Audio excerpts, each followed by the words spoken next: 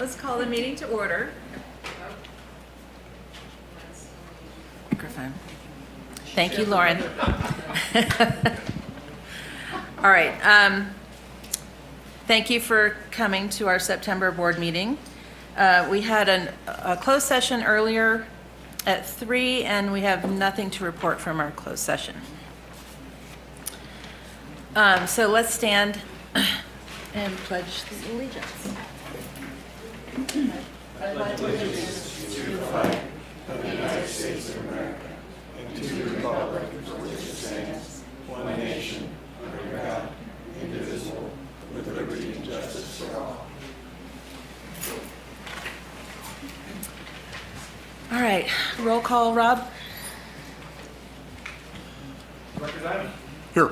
Director Hetherington. Here. Director Odette. Here. Director Mall. Here. Director Stevens. Here. Special orders of business. Adopt the resolution authorizing remote public meetings. Does anybody want to read that resolution? Make a motion? Do we need to make a motion? Yes, please, a motion to approve it. Okay. I move to extend resolution 2022-09 authorizing Truckee Tahoe Airport District to hold virtual public board meetings in accordance with AB 361 and waive the reading of the resolution. Second. Roll call. We have to without, or are we on Zoom? We are, so we have to roll call. Roll call. Director Diamond. Yes. Director Hetherington. Yes. Director Odette. Yes. Director Rolfe. Yes. Director Stevens. Yes. All right. Modification of agenda. Does anybody have any modifications they would like to make? Okay. I would like to bring board member announcements to the front. We have 2 announcements, or at least 2. I just would like to bring one right now. And I'd like to say on the behalf of the board how sorry we are for our friend Jim Morrison. And I know everybody's been thinking about him, and 3 of the board members spent a lot of time with him on the board, and there's not much else to say except we all are holding you in our hearts. So, sure. Okay. Speak your piece reminder. Okay. Number 1, pay attention. Be aware and attend to the world and the people around you. Listen, focus on others in order to better understand their points of view. Welcome, be inclusive. Welcome all groups of citizens working for the greater good of the community. Don't gossip, and don't accept when others choose to do so. Show respect. Honor other people and their opinions, especially in the midst of a disagreement. Be agreeable. Look for opportunities to agree. Don't contradict just to do so. Apologize. Be sincere and repair damaged relationships. Give constructive criticism. When disagreeing, stick to the issues and don't make a personal attack. Take responsibility. Don't shift responsibility and blame onto others. Share disagreements publicly. Okay, now is the time for the public to comment on anything that's not on our agenda. Do we have any public comment either in the room or on Zoom? Okay, John? I guess it's just me again. Thank you. I've been doing some digging into aviation issues, and I wanted to share some information with the board and with staff.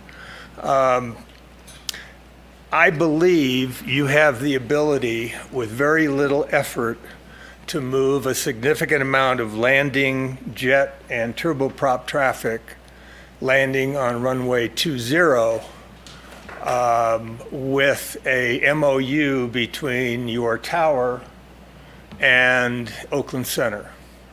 And what I mean by that is every jet and turboprop that flies into this airport is flying in on an instrument approach.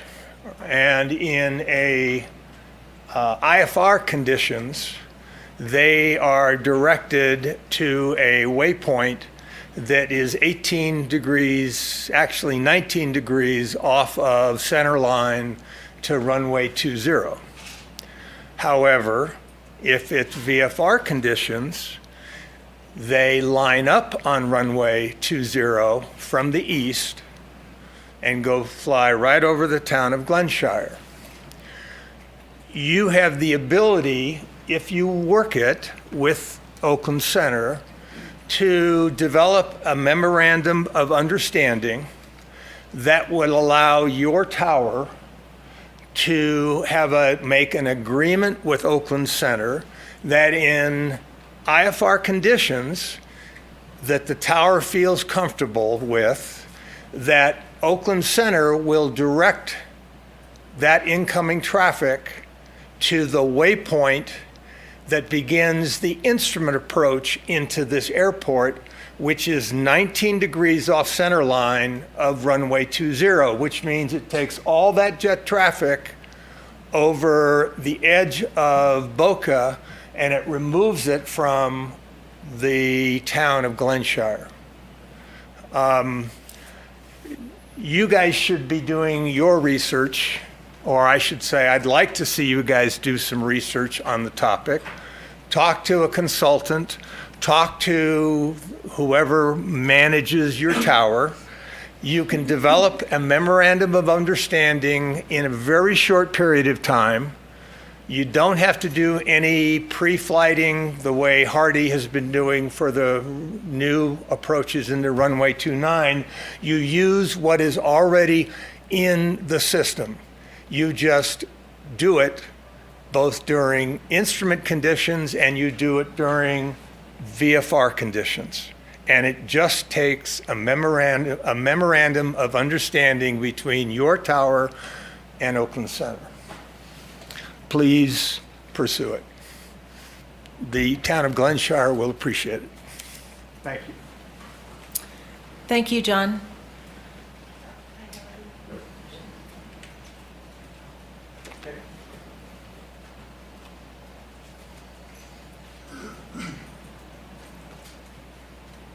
Thank you, Madam President. Hello, Tom. Maybe I shouldn't wander around the internet. The other day, I ran across a fellow with the last name of Head, spelled H-E-D-D. I thought that was an odd spelling, so I Googled it a bit and found a handful of men with that last name who have the same first name of Richard. One of the men in their photos looked like a malicious soul. I just filed that name as an example of malicious souls who might go around town removing or otherwise destroying campaign signs. In thinking about folks who might be that sort of person, I thought of some persons of suspicion, shortened to POS, who might be committing the misdemeanor of vandalizing campaign signs in Truckee. Then I realized that Cat Rolfe had a whole bunch of signs around Truckee, not as many as others who have the financial backing of a cabal who want Cat off the airport board, but she had a bunch of signs out. Shazam! Most of her signs disappeared all of a sudden. Now, who would do that? Perhaps a malicious Richard Head, POS, but certainly not a supporter of Cat Rolfe or Mike Daniel. But odds are that it was a supporter or supporters of their opponents. My request and suggestion to Cat Rolfe's opponents is for them to communicate to their followers that it is a misdemeanor to remove or otherwise vandalize campaign signs. And furthermore, I request that Cat Rolfe's opponents communicate to their followers that if any one of them permitted this low-down scumbag action, reverse the situation by replacing the Rolfe campaign signs. Here's another request. Rolfe's opponents should make a public apology for their alleged supporters' actions of vandalizing Rolfe's campaign signs by publicizing the apology in the Sierra Sun and in Moonshine Inc. Thank you. Thank you, Tom. Is there any public comment on the Zoom call? I don't see any raised hands. Okay. All right. The consent agenda. Does anybody want to make a motion to approve? I would like to move that we approve items 1 through 5 on the consent agenda. I'll second. Director Diamond, Yes. Director Heatherington, Yes. Director Odette, Yes. Director Rolfe, Yes. Director Stevens. Yes. Carries. All right. Let's see, next up we have Mr. Ken Aronson, giving a debrief on the mission to Mars. Did the pictures come in? Yes. Okay. Thank you. My name's Ken Aronson. I am the commander for the Civil Air Patrol at Truckee. Civil Air Patrol has 3 missions: emergency services, cadets, and aerospace education. On behalf of the Civil Air Patrol, I'd like to thank you, the board, and your staff for your continued support while we continue to do work in our community. The emergency services, about 2 months ago, was quite involved in the Riley search for that missing teen at Prosser. We had 4 aircraft on the field for about a week doing the search, and your website has a big write-up of how it went doing that whole search. We have a cadet program, and that's for kids 12 to 18, kind of like a Boy Scout troop. We started this year with about 10 kids, and I wrote down we have 12. It's actually 16. We just gained 4 more. The air show was very good for recruiting. We picked up at least 4, maybe 5. Space camp, we picked up another 4 of interest. I know 3 signed up immediately. I'm going to look at probably 20 kids in our program, which is now almost like a record for the program. So again, a lot of interest in what we're doing, a lot of interest in the airport in general. Our Mission to Mars Space Camp has been going for 12 years. We started a 1 camp in the summer. We need 4 camps this year. One of the camps was Saturday only in the spring, so we could get the 4th camp in. We had about 50 children this year. It did not snow in January, February, or March, but the first day of space camp in April, it snowed a foot. We met the kids here because there's no access at the airfield, and we used the EAA, Experimental Aircraft Association's hangar for the run the programs. So we met the families here, it's public side. Majority of our volunteers are about 70 plus or minus. The kids were okay walking, but for us older folks, walkers and wheelchairs with snow tires and chains makes it a little difficult. Maybe someday in the near future we would have a facility on the public side we could do this program. We would like to do more of them. I think in 2023, next year, we'll do 5 camps, throw in another camp in the fall weekends only. A little bit of a problem with the space camp on weekends. It interferes with sports. We get the kids coming to our camp, and then they don't want to leave to go do their sports. So a little bit of competition. Okay. So the first picture I can show you, we got to Mars on the Thursday of camp, the 4th day, and the kids built their geodesic home to live in. It gets very cold at night. So this is on, the Martians invited them and they built their dome. On the right-hand side, our cadet, Sierra, was teaching the two kids, I think they were Martians, how to marshal aircraft in. Normally during space camp, we would go the first day to the glider port, but because there was no gliders in the spring, we used the pumpkin. You've probably all seen the pumpkin that the airport has. There's a picture of it. And so, well, the pumpkin's right there on the right-hand side. You can go back, I can explain. So Sierra was teaching the Martians how to marshal the airplane onto Mars, and then they had a little game they played, introducing each other. On the left-hand side, that's a NASA airplane, and there was a woman in the back. You probably can't see her. She's from Nepal, and she put together a, I don't even know, it's so high, PhD work on snow survey. They're going to use satellites for our snow survey, so the equipment was on this airplane to do some testing. We were getting ready for something else. They asked, hey, did the kids want to see our airplane? So, of course, they did. So they showed us all about NASA and the whole program, and especially her whole program. The guy near the propeller is the pilot. Now, he was a Civil Air Patrol cadet and went through the whole program and talked quite a bit about his history with the Civil Air Patrol. After he talked, all those kids signed up for the Civil Air Patrol. The problem is much of them are not old enough, so they're in waiting. Like 10-year-olds were saying, I can't wait till I'm 12, I want to join the Civil Air Patrol. So we're going to get another 10 pretty quick. The next picture you see, we're shooting rockets. We're not walking to Mars or driving. We're going to have to fly. That's why we do the program at the airport. So we do model rockets. In the background is Jim. He broke his collarbone about a week before the camp. He's a little sling. He was still dedicated to come and help. So we have a pretty good group dedicated.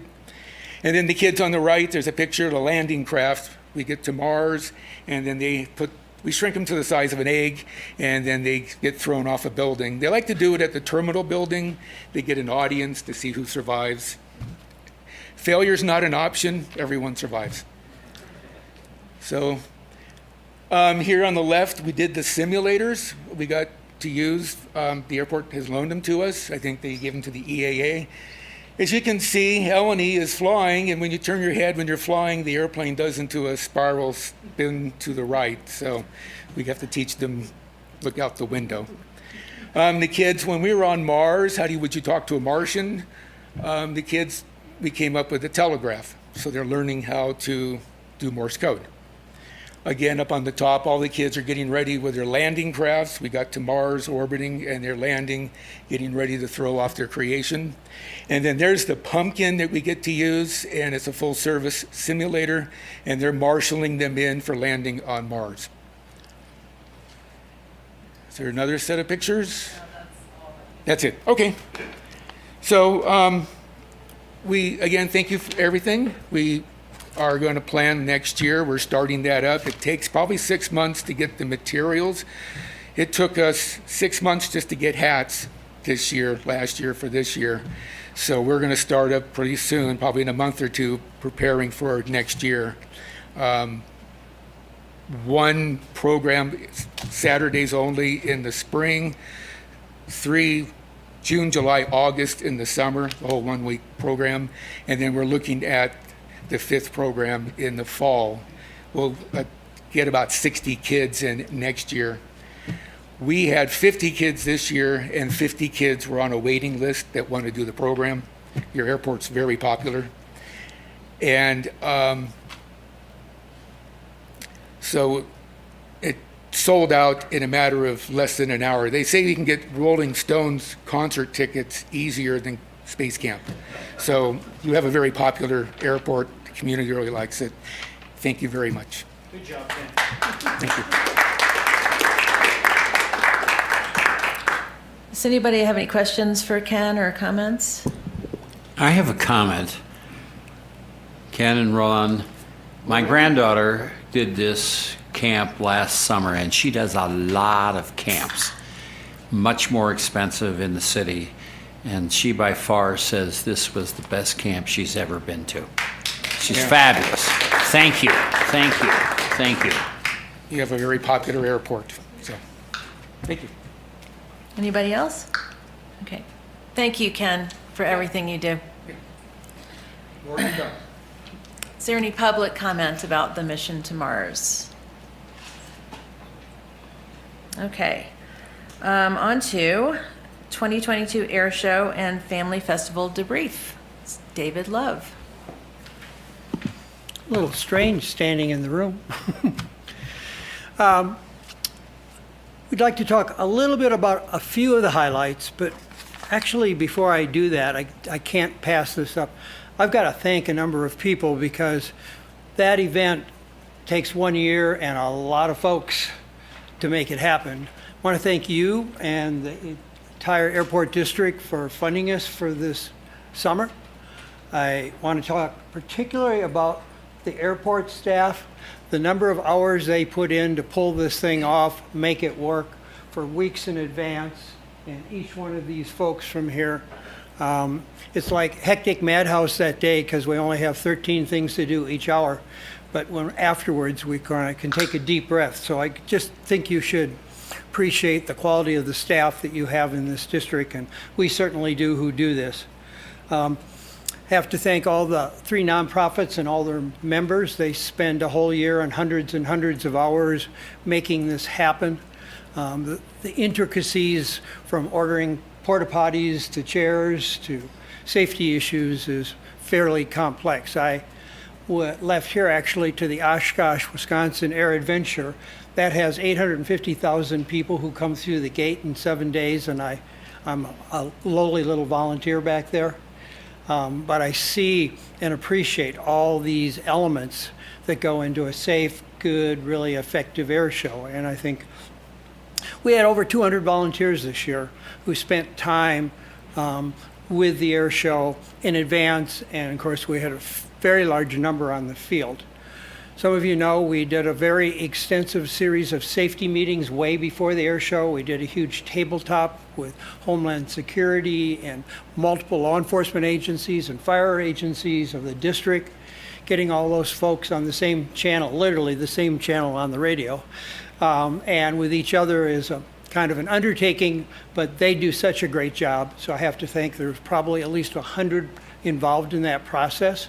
We planned for some very scary things. I actually had a gentleman contact me, he said, I want to sit in on that briefing, and I think you should have it live on Zoom. And I wanted to say, we're actually planning things so the bad guys don't do this to us. So we're not about to do this as a public roadmap of where we have our security built into the system. But it was very complex, and I just have to mention that. And I think most importantly, we're guesstimating about 15,000 people showed up. They kind of come in 2 waves. We got the morning crowd, and then the kids get cranky, and it's time to go home, and you've got some of the afternoon crowd. That's why we repeat the air show part twice. Basically the same show, weather permitting, and then all the STEM Expo, the Family Festival stuff are things that go on. We expanded the Family Festival and STEM Expo this year. We had a lot more vendors, bigger footprint. We talked about that before we even put on the show. Last year, we all in this room had multiple discussions. We've got some really good support from community businesses who both put in equipment, dollars, support, advertising. We just couldn't do it without all the local businesses. We had a large number of vendors out there. I had some good ice cream more than once, and, as well as I got a chance to hang out a few minutes with the Tuskegee Airmen who came in with a large educational display, which was amazing. My Air Force career, I worked for a Tuskegee Airman who was a 1-star general at the time, became the first African-American 4-star general in the U.S. Air Force by the name of Chappie James. If you're interested in a book, it's called Chappie. Interesting man, and 2 of the people here knew him that were a part of our Tuskegee group on the field. They said, you know, if you need speakers next year, give us a call, here's our card. Most of you know we had Colonel Bud Anderson here. That's a privilege that rarely anyone gets. He was the head of the Veterans Recognition at Oshkosh, along with one other person, General Nelson, who is a Medal of Honor winner from Vietnam, and they were the 2 honored people at the large air show there, so we're pretty lucky to have him here. I don't know if any of you got a chance to sit in. I got to spend an hour and a half just talking to Bud over in the hangar, and he's got stories. We could have been there for 6 hours. And I'm just amazed. My statement to Bud is, when I grow up, I want to be just like you, at 100. We had 2 gentlemen fly in P-51 Mustangs from the Bay Area just to get Bud to sign their airplanes. He flew a P-51 Mustang in World War II, actually 2 separate ones, during the course of his 2 tours during World War II. He also flew during Vietnam. He was a wing commander during the Vietnam War. So I think that says a lot in terms of that. Beale Air Force Base wanted to be a part of our 75th anniversary recognition of the U.S. Air Force and honoring Bud. If you were there, you saw 2 black jets come by pretty fast. They are trainers from Beale Air Force Base. They train the U-2 pilots up there. And they said, could we do a couple passes at your air show? And we worked with all of the powers that be to make sure we did that both properly, safely. But I think it's a cool thing to do. I used to fly that airplane, actually, a long time ago, that we did the flybys in. We had some great performers. As far as the basic finances of the show, again, I'd like to thank you. We had $123,000 in the budget, which was part of the funding you provided us. The cost of the air show was $172,000. But on a kind of one-time basis, we had one heck of a lot of in-kind donation. A lot of people who we had contracted with for the last 2 air shows that never happened said, hey, you paid me once. And that was a decision by Kevin and others that there was contractual obligations. Says, you don't have to pay me again. I didn't do anything. So we had air show announcers that didn't cost us anything. We had air bosses that didn't cost anything. We had pilots who came for 50% of normally what it would cost. They needed gas to get here and stuff like that. So we had a huge chunk of in-kind. The chunk was actually $49,000. As we're thinking about our request to potentially repeat this next summer, we obviously aren't going to have the $49,000 of all that in-kind the next time around. But that's how we built this budget this year. So we enjoyed it. I know I saw a couple of you briefly on the field, so I know you were there to come see what we were doing, share the food and the action. I was a little busy that day, so I waved hi and kept trucking as fast as I could. If you have any questions about the show, anything else on the thing we just completed in July, thank goodness we had great weather. If you remember, on Sunday we had some smoke. So I said, unbelievable. That's where we live now, and that's the reality of our life. Any questions about the show we did last summer? Anything else you want me to highlight for you? I've got a different number than you do for the cost of the air show. What's the accurate number from the airport district point of view? 183. Say that again? 183. 183 in the financial package. It reflects that. It's close. So Some things were added. I've been gone for 2 months. I understand, and I want to thank you for putting on a great, safe public event here in Truckee, and for under 200,000, which was and expanded in STEM, and it was terrific. So thank you very much. Thank you, sir. For all of the folks involved, thank you. Anyone else that I can answer a question or respond to? Thank you for the time. I think I have 2 items on this agenda. Is that correct? Talking about next summer? You do? Yes. Oh, it's sort of a Continuation. Flow. It's a Your flow. flow. Yeah, actually, I'm not 2 different people for 2 different things. All right, good. All right. We've really spent a lot of time working with you as we put together the show for last July. And my answer is, other than some different acts, some new STEM stuff, a new probably keynote speaker. I actually have a tentative keynote speaker if we do it. I'm friends with Jose Hernandez, the first Spanish-speaking astronaut who I talked to a little while ago, and I said, if I do an air show next summer, you want to be my speaker? And he said, get me on your schedule if you're going to do it. He says, because I book up quick. So sort of thinking ahead a little bit if we do have a show next summer. We have picked out as an ideal date, if you would like to do a service agreement, to do it on June 24. We ran this by the airport folks to make sure we weren't stepping on things that we'd be in conflict with, and I think we have a tentative agreement that that would be a functionally an okay date if we chose to go ahead with this. Is that good, Rob? Yeah, that's correct. Yeah. So that's what we've selected. We think we can put the show on for what it cost to do last July. So we're basically proposing and you got me better on this, $184,000 budget. And then that covers both the in-kind that we won't have again this year. And then we're asking for the 3 nonprofits who will produce the show. Again, the same $22,000 for each of the nonprofits, which is 66. That total figures $250,000 for both production of the air show and cost of operation for all the elements of doing the air show. Yes, sir. Looks like you.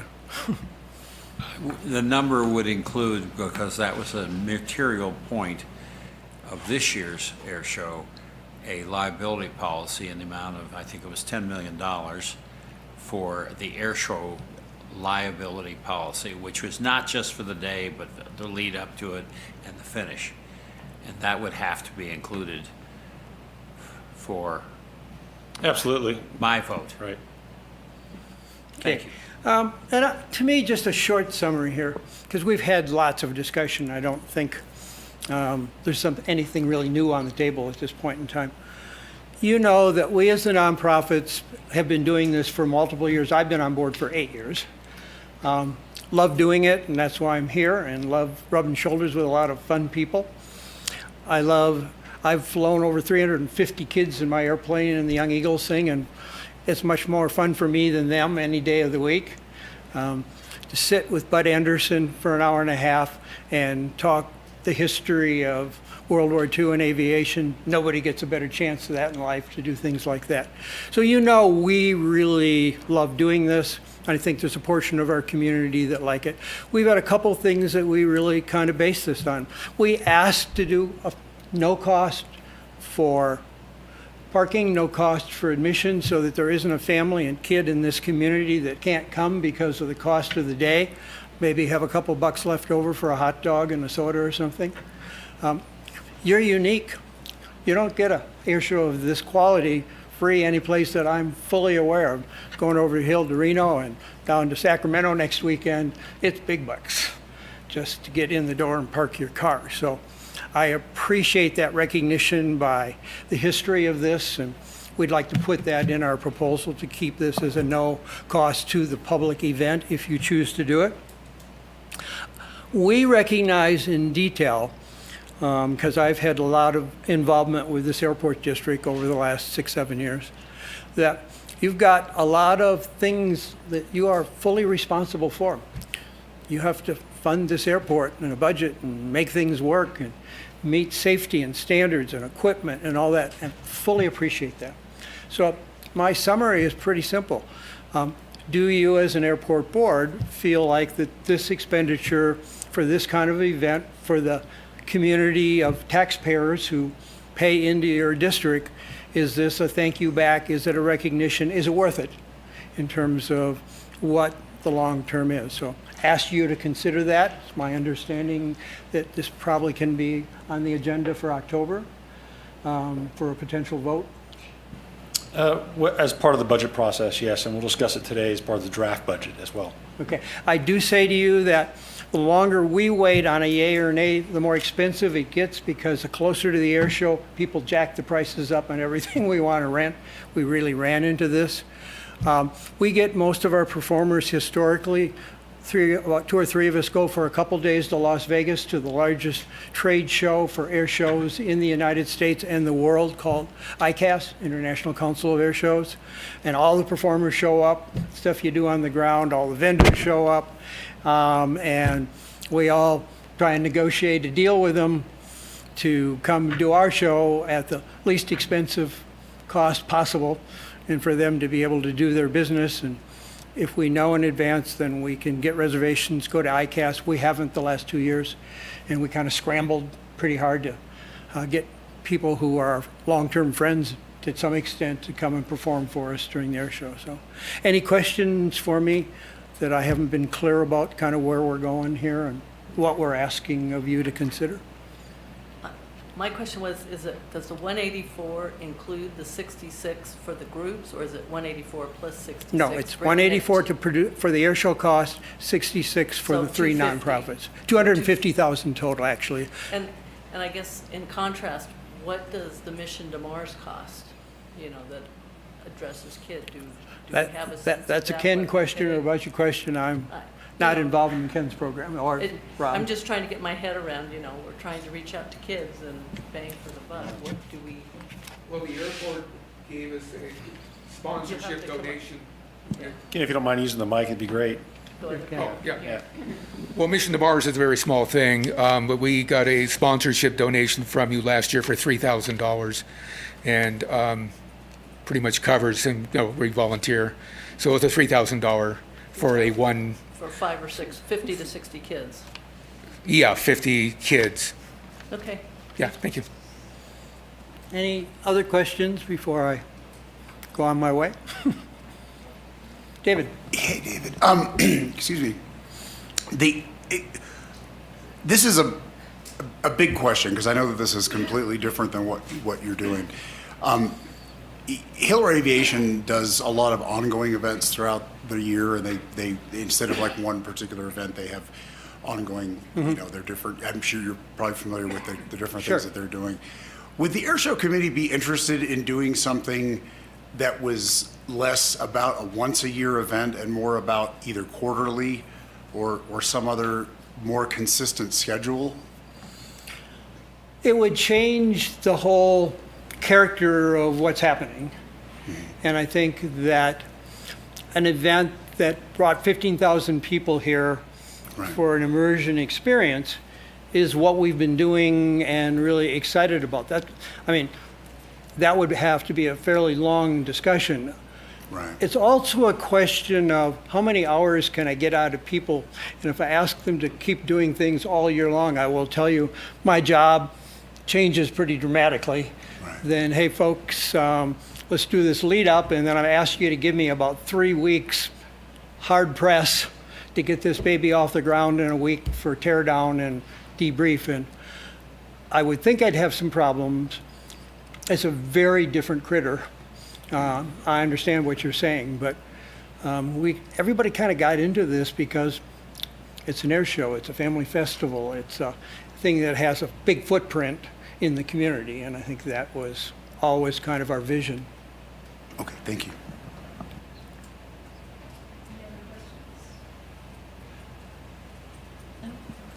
Is there any public comment about the air show?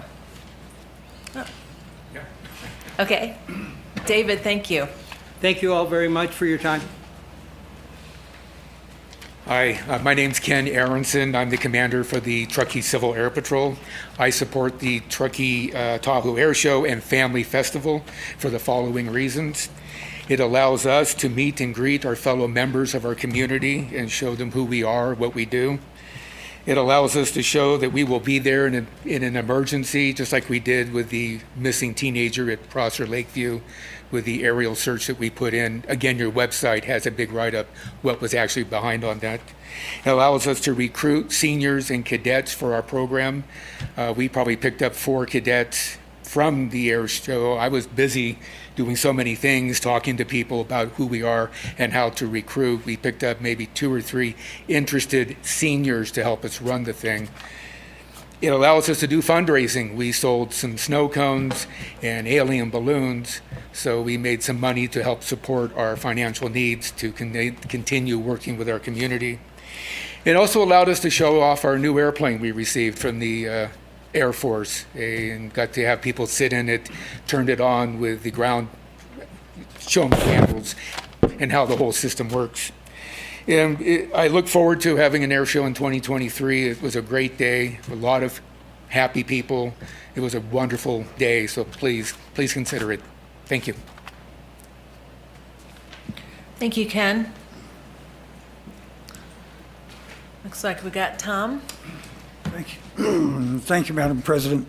I want to just praise the Air Show Committee for putting on a great air show. I speak for the Truckee Tahoe Plane Talkers, the oldest aviation organization on the field. And many of us have been here 30 years or more. We've seen air shows and air shows and air shows here. And this year's a really good one. We've had all sorts of stuff over the years, and this is a great one. And it's the airport's exposure to a whole lot of folks who just, oh yeah, there's an airport over there, never have been here. What do they know? They can't even spell airport yet, you know? And the list that Ken rattled off is of the kids that have become involved. That's just wonderful. That's what it's all about. Thank you. Thank you, Tom. Oh, Mike. All right, I'll make one comment. I don't know if it's the right or wrong place, but Mr. Diamond, so to your point, I think there is a lot of ways we can engage these consumers post and pre-event. I actually co-founded a company in 2012 that does somewhat just that, and I think there's a relevant place with those types of technology to put them in place, whether it's for on-site engagement, after the fact, et cetera. This company that I'm involved with, we work with over 500 DMOs, CVBs around the nation, and we pretty much do just that. We engage the consumers, whether it's through ticketing platforms, free coupon books, those sorts of things, where I think we could do a lot of community engagement with the air show that may have nothing to do with who's actually here on grounds at that time. So I'd love to chat further with anybody on ideas of how, some of those things can be implemented and used in the future, because I think there's a big market for what you're saying. Could we divvy these things up or spread things out or do more or less? So that's just one way to keep a single annual event in a way that we can keep awareness and engagement year round. Thanks, Mike. Yeah. All right, anybody else in the room or on the Zoom call? Oh, yes. Just about the, hello, I'm Ginger. Hi, Ginger. I worked with Ken and Roanne for the Mission to Mars. I've done it for 5 years. And I have to say, it's one of the best programs that you can put on or have kids come to. I've seen kids in 5 years from the cadets who used to come to Mission to Mars, who have grown through the years and can't do it anymore because they've outgrown it, but then they've gone into CAP, into CAP, and I've seen what it's done for those kids, what it's taught them, and it is a program. I have to say, I took most of the pictures for camp, and I used to print them out. And when the parents came to pick up the kids, I would hand them the pictures.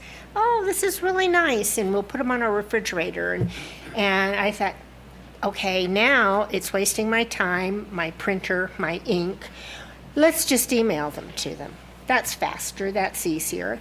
So I started emailing them the pictures, and all I was doing was just, here, this is camp, this is what we did, because maybe your children don't share with you when you get home, or there's no time because you're doing something else. And I was absolutely floored at the responses I got back through the emails. And the parents were, oh my gosh, my kids just loved what they did today. And they can hardly wait to come back next year. I mean, the comments on the emails were well worth emailing them rather than printing them. and they could take those pictures and show all their friends and stuff.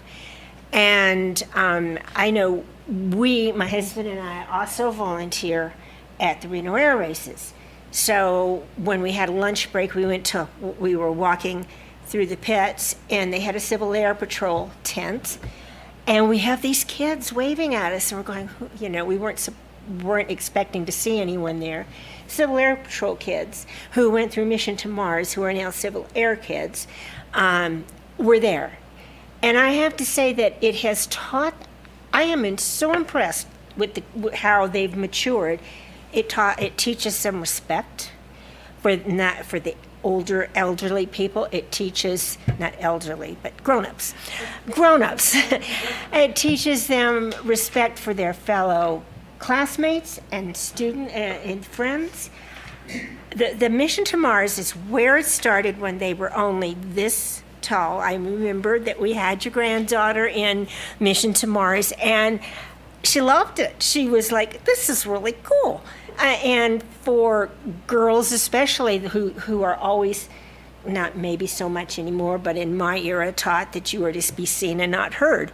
And it is so amazing what they get, like when you saw that picture of the NASA plane that came in here, the lady from, I think it's Mumbai or Nepal, and she, not only was she on that plane, but I said, how long did it take you to learn to use all the equipment on that airplane? She goes, I invented it. And I go, wow. And so she told the girls who were in our class, in Mission to Mars, you can do and be anything you want to do, because where she came from, she was told that women do nothing, absolutely nothing. And she went against all odds and got scholarships. And so not only aviation is for flying, learning how to fly. My daughter is a Southwest captain. My son is one of the head at the Oakland Airport, one of the head people at the Oakland Airport. So my kids learned how to fly before they could drive, and it taught them so much.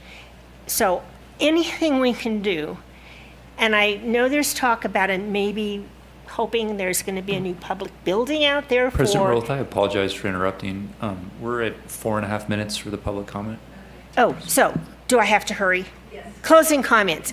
It would be great if there was a building out there for all this to take place, because aviation is not just flying. It's everything you can think of, from designing, like the lady made all that stuff in the airplane that she did against all odds. So there's so much to do. So Mission to Mars is a place to start, and then they get interested and they grow from there, and it's endless.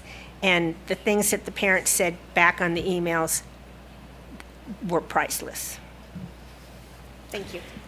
Thank you for your enthusiasm. I hate to cut people off, but it's fun to hear people so enthused about aviation and how we can help that along. So thank you, Ginger. Anybody else? Nobody's raised their hand? Okay. All right. So that's it. Thank you for your special presentations. On to action item number 8. This is a legal issue, so I'm going to hand this over to Josh. Thank you. So this item involves a letter that we received alleging a Brown Act violation under AB 992. And in part, this law prevents 2 directors from directly responding to each other's social media posts on airport business. Here, the allegation was that social media postings on a recent newspaper article violated the law. Posts were made by the campaign for one director and by another director. These posts did not directly respond to each other, but to a public commenter. This complaint letter starts a very specific process under the Brown Act, and we have the option of adopting a letter without admitting any liability that the district will comply with the law going forward. And if that letter is adopted within 30 days of receipt of the complaint letter, there's no ability for the plaintiff to file a lawsuit. Here, it is likely that there was not a violation of the Brown Act. First, it was unclear if both posts were by directors. As noted, one post was by a campaign for a director. And second, posts were in response to a public commenter and not directly to each director. That being said, staff recommends adopting the letter in an abundance of caution to avoid litigation and consistent with our very conservative approach to Brown Act compliance. Happy to answer any questions. Thank you.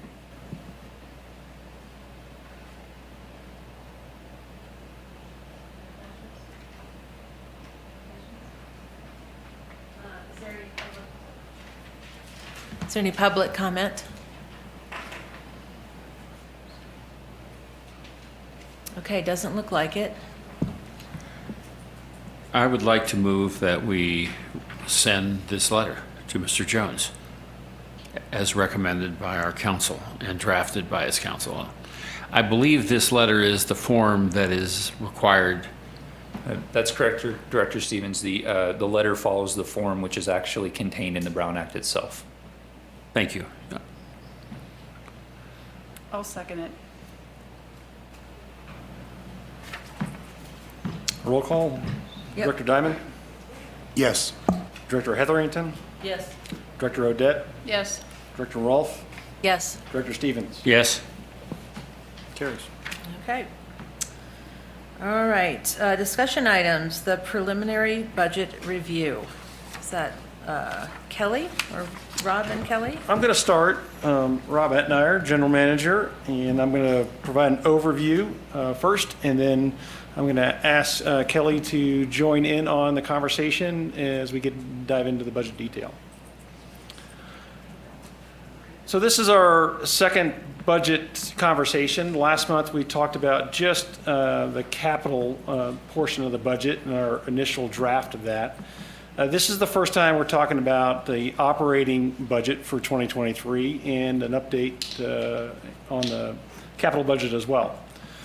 The frame of lens that I'm using as I look at this budget, rather than just starting with the spreadsheet with different line items of different departments, I just want to remind everybody as we look at our airport mission and we think about that the frame or the lens I use to look at our budget to apply to our whole district and what we do is this airport sustainability planning model that you have here in front of you.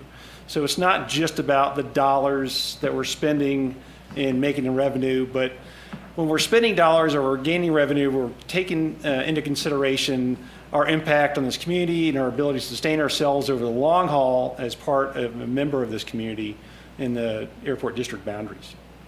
Next slide, please. And just as a reminder here, the picture on the left is our airport district. It's quite a large footprint here as a special airport district in the state of California. The facility infrastructure on the right you see, and the principal infrastructure you see, is about $100 million in infrastructure. That's what we insure it for, at least. And that's 2 main runways, a large variety of buildings and hangars, and infrastructure that we must maintain along with an operating staff here. Now this is my really busy slide, and then it'll get a little bit better from here. But what I'm trying to give you here is just the highlights as we look at next year's budget.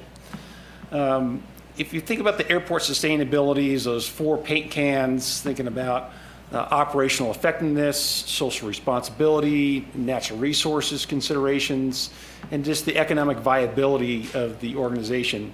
These are all blended together and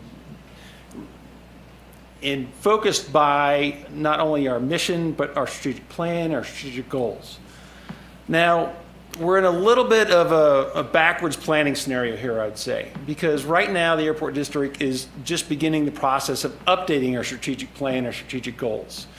So a lot of what we've built here for this budget for 23 is looking at how we performed in 22, the programs and priorities that are in place now, and making, I would say, small adjustments to those for the planning consideration for the budget for 23. Knowing that we're going to be going through a very deliberate process post-election here with the new sitting board of directors and the community to talk about strategic priorities for this organization for the next several years. So with that in mind, without any major adjustments in the board budget for next year, These are a couple of highlights that we have momentum on based on board guidance and a variety of meetings this year, and some staff review of a number of areas I think we can make some program adjustments to meet our overall mission here. So on the right side, you have our revenue highlights, and the left side is our expense highlights. On the right side, the biggest ones that are removing players from next year's budget is the introduction of a landing fee, which the board has approved, which will go into effect on 1 October here this year. So that's a significant revenue increase for this organization, for the district, to help offset our ongoing cost to provide infrastructure to the aviation community. Of course, the landing fee, and you drill down the details, it's for transient aircraft, not for locally based aircraft or commercial operating permit aircraft here in the airport district. The other significant revenue source we see is Jet A. The price of Jet A, certainly like a lot of fuel prices across the country, are increasing significantly. Our percentage of moving our sustainable aviation fuel is a portion of that. I'll talk about that a little bit later. But we're projecting right now a 45% increase in just the revenue associated with that. I'll talk about the expense part of it later. Obviously, our cost of goods will be going up as well. Property tax are going up in this area, both on both sides of the county. It's a bi-county district, special district, both Nevada County and Placer County. You see the percentages there that are going up. That's not controlled by us. That is controlled by your other county public entities. And of course, we have a large FAA grant revenue plan for the runway 220 construction with associated lighting for next year. And that's significant for us as a plan and a priority to utilize those funds from the FAA to do a long-needed reconstruction of one of our principal 2 runways. On the left side, expense highlights, the cost of Jet A, obviously, the cost of good is significant. But we're also increasing our sustainable aviation fuel as part of the budget plan. We're currently, our Jet A mix is 25% sustainable aviation fuel or SAF at this time of the year to the end of the year. We're planning to move to a 50% mix next year on January 1st, and then to a 75% mix by mid-year next year. And of course, there's an increased cost with sustainable aviation fuel as part of Jet A. And that's reflected in our expense budget calculations. Health insurance is, we're projecting as an estimate right now. We don't have the quote in yet. Our budget cycle is not quite synced up with our renewal cycle for our health insurance, but we're projecting 10% based on what we see happening with other areas around here. Our PERS rate will be increasing. Operation and general admin expense. These are 2 areas along with repair and maintenance, R&M, that we're from budget to budget, from this year's budget, B to B, we plan on decreasing in both those areas. And I'd say that was a variety of operational discussions about how we can be more efficient with the resources that we have here at the district. So we are seeing and forecasting a decrease and planning for a decrease in both those line items. There are budget recommendations that are built into the draft budget. We're estimating the normal consumer price increase that we saw over 8% this year in July when the board reviewed that as a matter of policy. We're forecasting or budgeting 5% for next year for the year period. And that's a metric based on the Bureau of Labor Statistics Consumer Price Index for this area. We're also planning a budgeted merit increase of 5% for our staff. That doesn't mean everybody gets 5%, but as a budget pool to work with, 5% of payroll budget. And we're suggesting that moving from the current 3% match for employees' long-term savings in the 457 program, where they put away their own money and the district matches 3% of what they put away up to IRS limits. We're suggesting we move it up to 5% to allow people to plan for and prepare for retirement in a more robust way. On the bottom, I've switched this from the original slide, and I've had some updated slides from what I provided on Friday to the board and to the public, and those will be updated in the public section of the website and to the board after the meeting here. But the net position is the term that is used in our audit every year. And the December 31st net position unrestricted You'll see that the budget item in 2021 was about 2 million.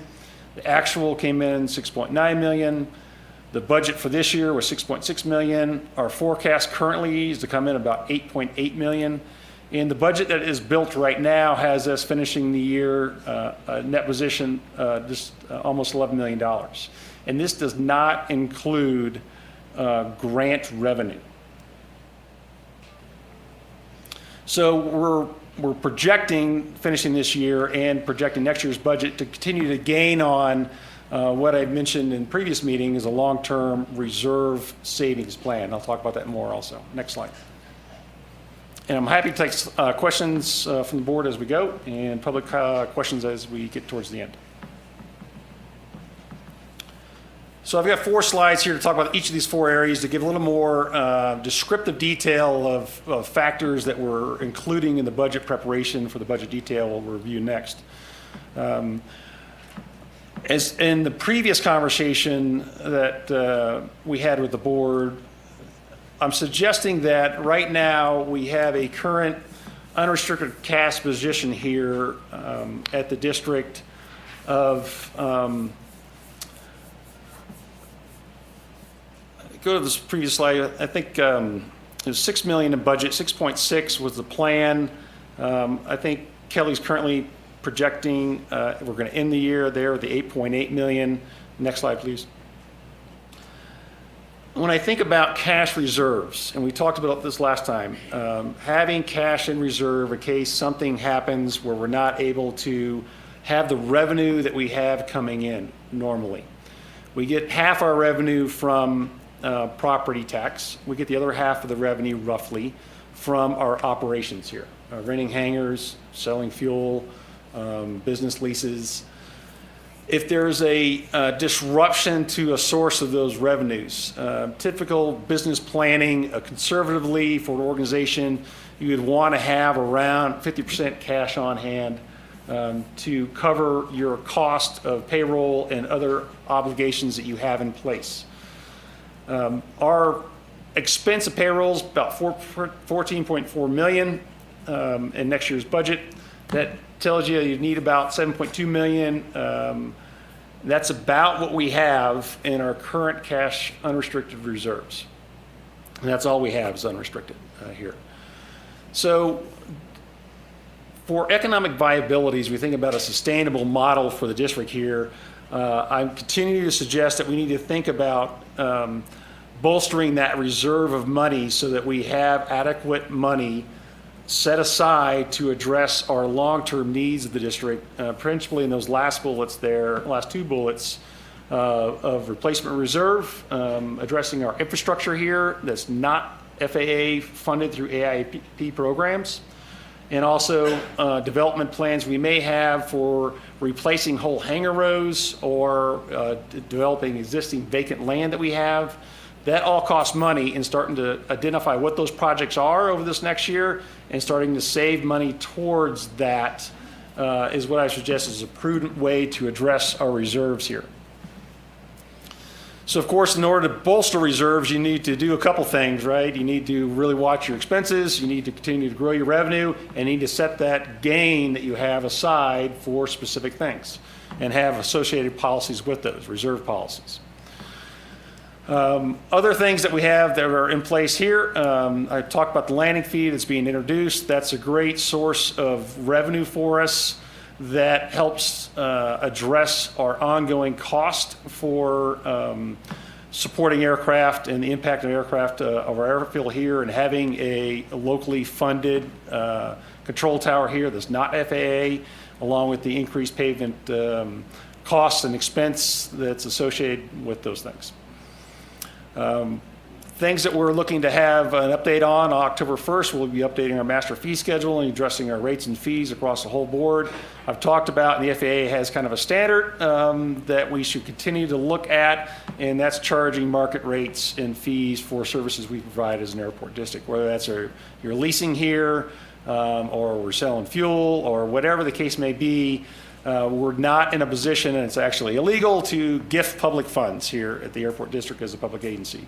So what we should be doing is charging market rates Some areas we're pretty close to market rates. Other areas, we have a lot of catching up to do. And of course, a comment about the Truckee Way up there is with a lot of communities, and I'm certainly an advocate of this, particularly here in Truckee, and the concept of Truckee Way is that you don't do that overnight, you do that over a period of time and keep people and adjust people into new situations. FAA grant revenue program here, there is a cost to that, just like we have the $5.8 million program for next year to reconstruct runway 220. There is a requirement for us to match those funds of roughly 10%. So as we think about future capital FAA projects in the AIP program, Airport Improvement Program, where the FAA provides us money for certain priority items here, and we have a lot on the list today that we'll talk about as an agenda item next, and that's runway reconstructions, taxiway reconstructions. We need to make sure that we have in the bank money to match those grants so we can participate fully in getting those full grants. And that number will add up greatly over time as we project for the next 5 and 10 years of plans to address just pavement management here alone.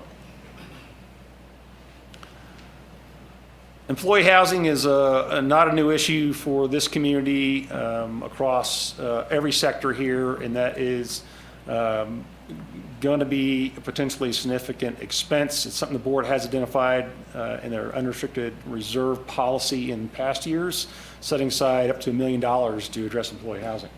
So that is something that I'm suggesting next year's budget. There's a $250,000 line item in the budget to address and potentially either work with the JPA on housing, Joint Planning Authority, the Joint Powers Authority for housing here in the community, or to go it by ourselves and actually acquire and buy a home. I think we need to actually prioritize that and do that. I think we're beginning to hit the point. We probably hit it 3 years ago, actually, even before the pandemic. I would suggest, from my experience, we were already having a housing crisis for affordable housing. Next slide. Operational efficiencies, there's a lot of things we're putting into play here. One of them the board's approved already, and that's purchasing the Go Civic software. We're implementing that over the next several months here, and that's getting somewhat of incompatible electronic systems and also paper-based procedures into one centralized system for facilities maintenance planning, for lease management with our leases, the variety of different kind of leases we have here, and to engage as a customer relations management type of software built into that, how we engage folks as well. There are a number of small capital projects that are in the budget, like addressing our long-term parking lot there, rather than being very people-based, labor-based, with making that work with using modern technology to have online web-based payment systems in place is something we're looking to implement this next year in 2023, and that's built in the budget. Airside customer engagement, this builds a lot more, and perhaps many people call a microsite, as opposed to our current website, which is pretty large and bulky, maybe a little bit dated, very adequate in what we need as an airport district. But as kind of a customer leading presence, I think the district certainly has talked about this before I got here. We built some money in the budget to actually do that and build a microsite to address particular customer engagement on the Airside, I would suggest, is our first and foremost revenue customer here. Update policy procedures. We're on an ongoing process to do that. That's really about operational efficiency and make sure we all understand the rules that we're playing by here, and they're current and they're accurate and they represent the current board's position on a variety of those things.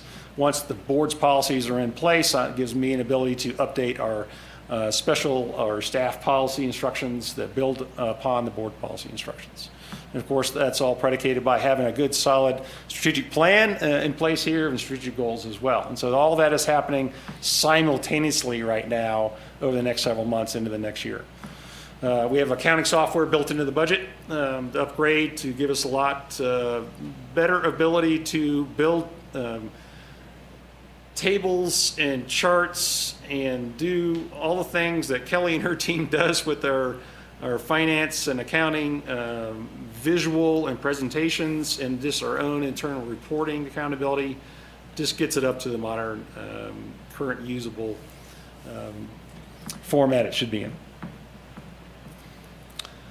There was some studies about fuel for our pump upgrade to increase our ability to offload fuel and put on fuel onto our fuel tankers in a significantly increased way compared to the time it takes now.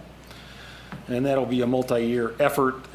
Next year's budget is just built the first piece of that, and that's getting the right studies and systems in place there to facilitate increased pump activity over there. We have in plan to continue tightening up our hangar turnover policy and our occupancy rate. We, over the last several months, have moved all of our non-aircraft activity in hangars out of hangars and are in the process, and by the end of next month should have every one but one of our hangars that can accommodate an aircraft actually have an aircraft in it. And that's tremendous, and I really appreciate the effort staff has gone through to make a lot of adjustments and work with our tenants as well to find and address as much as our wait list as we can with moving some things around with our hangars and the way they were previously configured.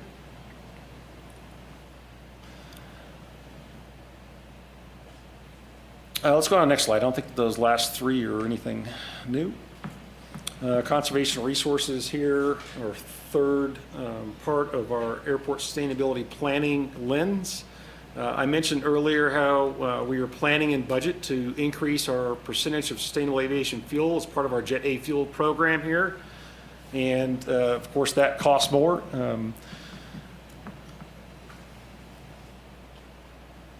We are exploring a bioenergy facility that has been in previous conversations with the board, the town, the fire district, and the public utility district.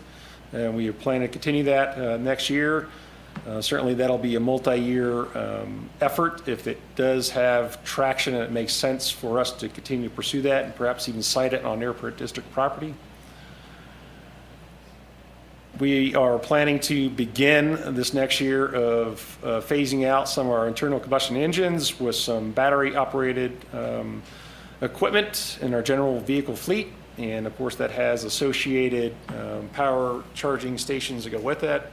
Both customers facing on the non-airfield side and both our support side of our own white vehicle fleets. We have a large swath of land that's not actually physically on the airport itself, but just up the hill here, over 1,400 acres that has a very, I would say, appropriate, many would say aggressive, land management and fire prevention plan associated with that property. It is costly, but I think it is perfectly appropriate to continue the pace and scale that has been previously pursued by the airport, and that's what we had built in budget, plus a little bit more to continually address those acres, which is a critical approach point for this entire community for potential fire danger. Next slide, please. Supply chain is our internal purchasing of things that we actually buy for the district, whether it's paper, pens, pencils, other consumable items here at the district, and moving towards more of a sustainable closed loop purchasing approach where we're not buying things we're just going to throw away, because as many of us said before, there's no way. It goes somewhere, right? It goes to some landfill somewhere. It adds to volume somewhere. Thinking about simple things like even the plastic silverware that we get as part of dinner today that's just plastic you're throwing away. There is actually sustainable silverware that is compostable, and just thinking more consciously about how we do that in our purchasing program here and having deliberate policies associated with that. Next slide. Social responsibility, this gets to a lot of our bigger, costlier programs, to be perfectly honest, as part of our airport district budget. It's broken out in different line items in the budget, but this is how the main areas I roll up into this area. We have significant fly quiet programs here, encouraging pilots, both locally based and external, to fly during our daylight hours, essentially, as to not impact our community during evening hours. The district, of course, as many know, funds its own control tower here. It's not FAA funded, but airport funded, and that has a very significant price tag, but it's done at a very significant cost in order to help be responsible to our community about helping direct as much as possible the direction of aircraft coming in and out of our runways to moving around appropriately and safely for both the aircraft and pilot and communities' safety and minimize the impact on the community. We have a lot of vacant land here, and whether that's expansion of trail networks across as part of our footprint here in the community, or just future development of land here. Those are something we should continue to look at and see how it both benefits not just our airside operations, but also our community side operations. The district's been amazing at that in the past, and we should continue to look at, and there's some money associated with that in the budget, to begin looking and thinking about how we are developing our land here going forward into this next year, and that'll be a multi-year conversation. Art and infrastructure projects is something that is maybe a little different, and I think about this across a variety of things that we do here at the district, principally around fencing and how we might do that maybe a little differently to involve our art community in some of our infrastructure plans for the future, rather than just putting up a chain link fence somewhere. Review sustainable giving. Some folks have heard me talk about this before. A lot of our giving right now, we work with a new policy with the Community Foundation to vet agency partnerships with different entities, nonprofit or not, with public entities out in the community, and having that vetted with the Community Foundation comes back to the board. It's actually coming back to the board this next month in October. And a lot of that giving is sometimes what might be considered one-off giving. You're not necessarily building the ecosystem to sustain that organization. It's not multi-year giving. It's not gift of public funds. But I think about continuing the conversation of how can we perhaps do that a little bit differently over the long haul, to think about infrastructure for our community that's appropriate, whether it's using our land or resources to build facilities that would not only be available to us as an airport district, Airside, but also be available to the community as well as a dual use type facility.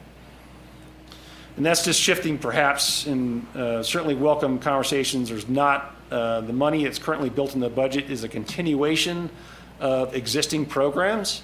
And I'm suggesting perhaps there is other ways to do that, and I would welcome continuing conversations with the board and community about how we might do that a little differently.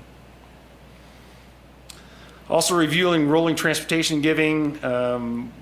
We currently have budget developed that's very similar, if not exact, to this current 2022 budget for 2023, about how we participate in a variety of transportation type of activities that take place around the airport district area.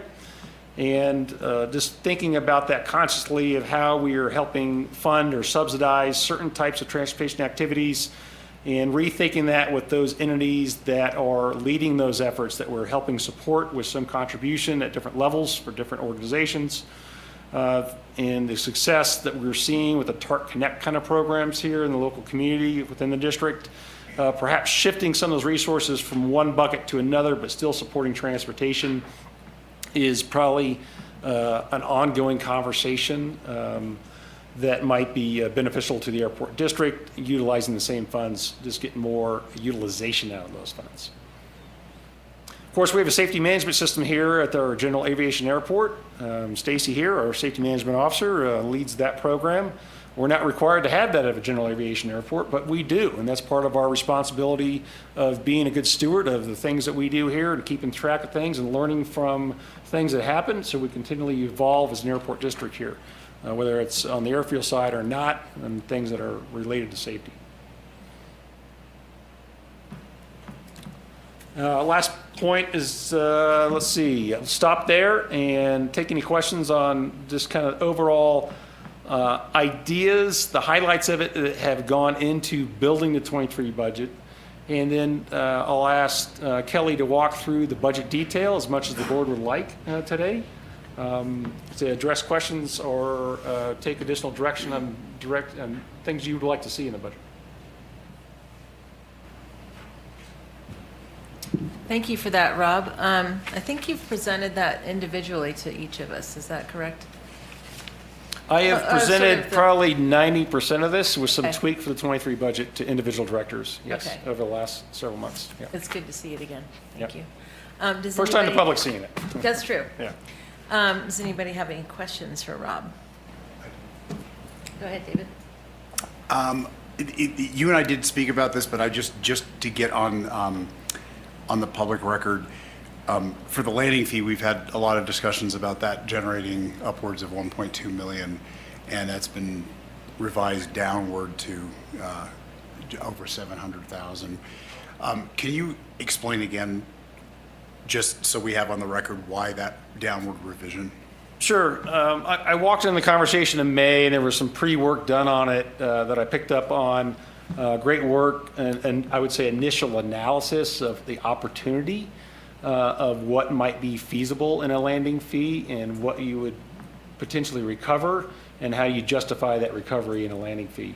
That work was really solid. It was based on an allocation study and different models that were presented in the allocation study about how the district was taking a rather large chunk, up to about 1.2 million on, at the low level, on as additional cost to provide the type of facilities and services that aren't normally provided in general aviation airport, and how you could use the landing fee, which is very common at other airports, to help recoup those costs, those losses that we were incurring by doing a number of activities that I talked about, from control tower, non-FAA funded, et cetera.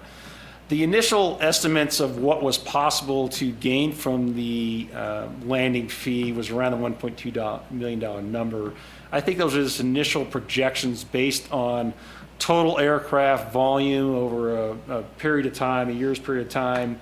That might have been closer to a peak period of time, and just general numbers based on MTO, max takeoff weight. That was very raw numbers. As we got into looking at it in more detail and analyzing exact different kind of weight classes and MTOs and volumes, and then taking out the locally based aircraft and having perhaps a more detailed analysis of what the real volume looked like and what the landing fee rate might be to try to recoup that $1.2 million at the low end. It really, the math added up very quickly to something that looked more like $725,000. That's gross, and there's some fees associated with that, as we're working with and have awarded a contract with the vendor to manage the landing fee program for us as a billing program essentially for us, using the ADS-B tracking system and a camera system to capture the tail numbers and the aircraft coming out of here, and billing them directly, taking the fee with that, and then recouping and then sending us the associated net revenue with that. Okay. So those numbers, that's probably a long explanation, sorry. But I just wanted to get on the record. A lot of analysis. It was a revision of estimates. It was not a revision of the scope. Correct. Okay. Yeah. That's what Yeah. I wanted to get there. And then on the workforce, workforce housing thing also, I think, dovetails with the comment I had on the sustainable giving. I don't know how the board feels about this. When I hear that we're going to put aside 250,000 or 300,000 or something, or even up to $1 million for this, I feel like we're wasting our money. This is a many millions of dollars over many years, with many different agencies contributing to this, building multifamily structures. If we're going to get serious about this as a region, we need to get serious about it, and that's going to be a lot of financial sacrifice to push forward on that. And I would just encourage us to consider it as more than just a few $100,000 a year, or even up to $1 million. We need to get the other agencies. I know we've got the JPA, but we're not doing enough in this. So that's my just comment on that. On the accounting software, thank you.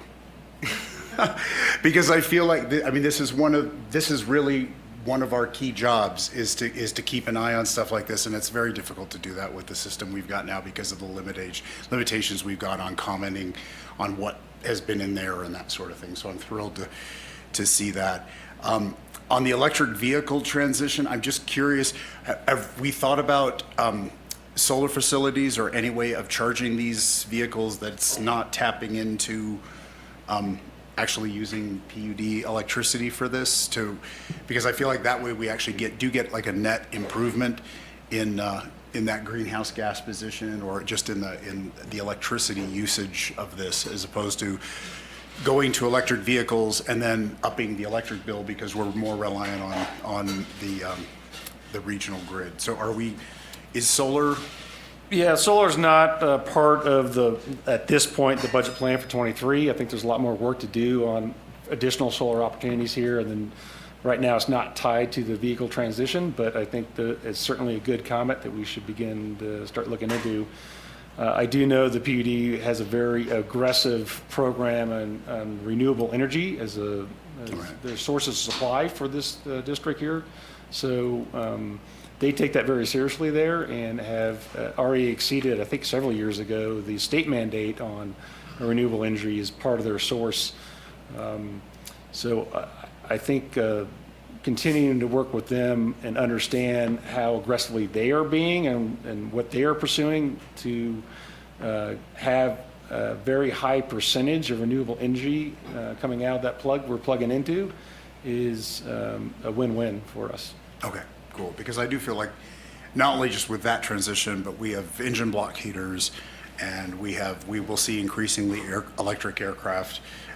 Thermal de-icing is something that would even be a possibility if we had something like that. So I'd love to see us going in that direction, maybe tied in with the climate transformation.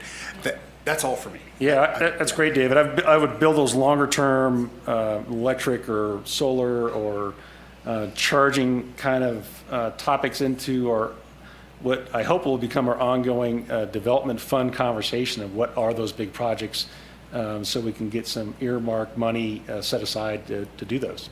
Awesome, thank you. That's it. On the housing thing, are you, the 250, I'm not sure what it would represent. For example, Hopkins Village has been limited, and one of our employees has applied for it, et cetera. And I believe in the next month, Placer County will cut a new deal with the developer, and he's going to sell. He believes, and I think it might happen. The question is pricing. He might sell one of those 3-bedroom units, 3-bedroom, 2.5 bath units over at Hopkins Village for in the magnitude of, I don't know, it'll go to market. Right now it's at $6 or $650, might go to $8. I mean, are you talking about buying a unit and leasing it to an airport employee? The way I think about the housing for '23 is one of two veins. One, the airport district goes it alone, and we purchase something that's in the neighborhood of $250,000. It would be more along a modular, mobile type home unit in one of the different areas around here. Some of those are quite nice, and you can buy that for that price. That's affordable with our budget as an entry point. You could buy a unit for $250? Mm-hmm. Very nice unit. Okay. When they come available. One came available a month ago, and it didn't last very long, but that does happen. So I think about it on that level of an entry-level purchase that is affordable for the district without spending millions of dollars. The other way with that $250,000 is, if that isn't readily obvious of how we could purchase and own and put a needy employee in there, or work with the JPA to find somebody else to put in there, or earmark that money to move towards the JPA with the right formal agreement to begin funding the JPA so they can begin doing that activity by maximizing all the partners of the JPA. They may have millions very quickly ahead of us having millions to do this, if we all would participate in that kind of way. Well, that's pretty impressive to get something at that level, which seems incredibly cheap, but I'd be love to be able to do that. I think David is talking about something much bigger, doing it wider. I've been very disappointed in our ability to get a bigger program going. It takes, I mean, we put money into 4 years ago at least into Dollar Creek Crossing, and there's not been one thing built. We put 120,000, or maybe it was only 60,000, into the Lizondo property. 2 units got built, and nothing more has been done. They couldn't get permits. So I'm somewhat beaten down and disappointed on our ability to do something bigger, which I would have liked to have seen, and have not seen it happen. And it's a continuing saga at Dollar Creek Crossing. The Lizondo thing is dead as a doornail. So that's my comments. Thank you.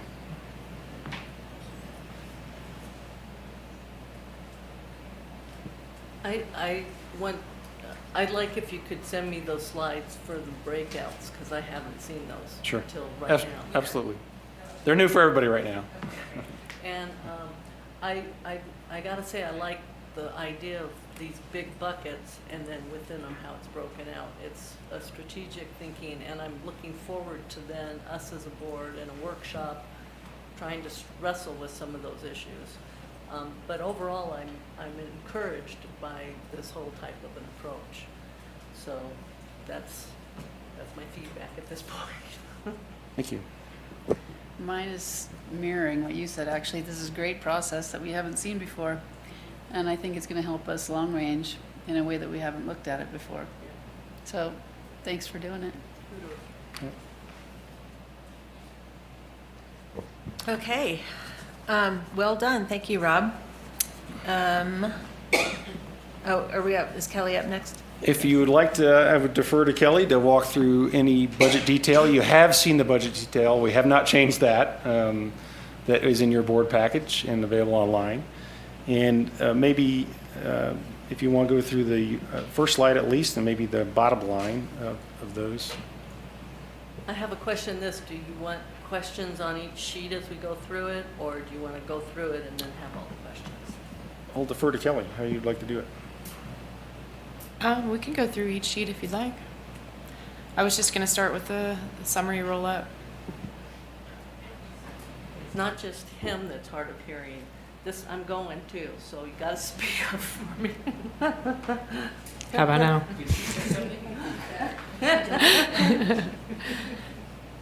So on the first page is a picture, but the second page of your packet just has a roll-up of our actual through August and then budget September through December.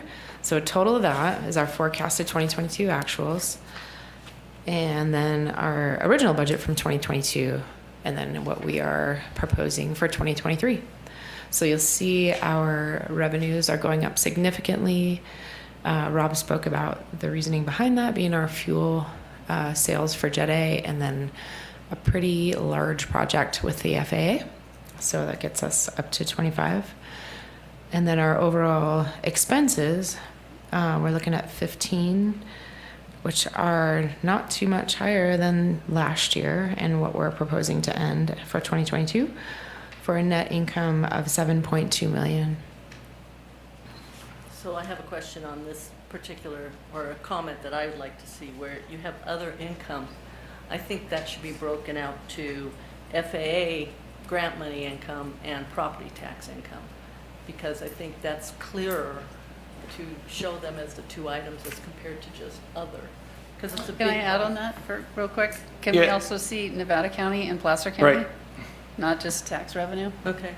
So in the budget detail, we get into more of those line items that address that, and certainly, I think Director Diamond had the comment early on too, is making sure that we are really highlighting the grant revenue from the FAA, and that was part of the grand jury's findings, was making sure that we really communicate that well to the public. And so we'll certainly, this is not necessarily the communication document that would go out after the budget is approved, but we can build some more of those line items in here.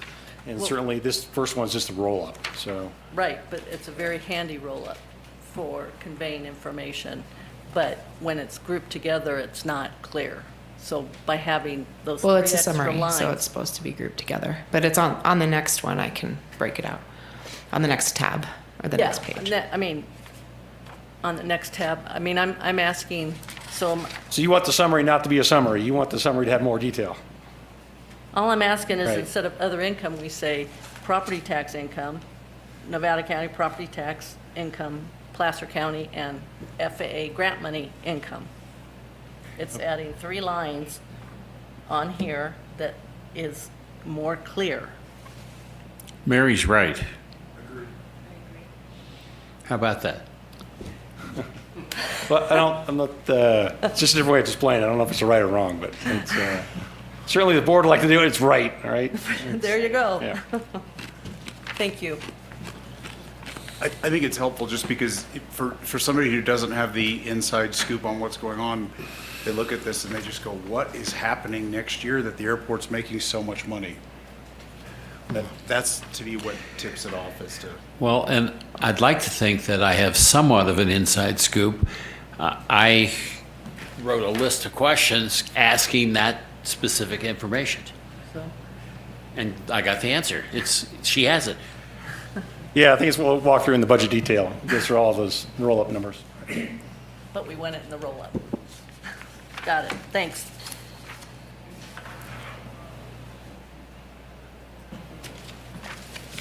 Any other questions about this report? Actually, it's pretty apparent, not just these last 2 years, but years prior, we always underestimate the money we were going to make.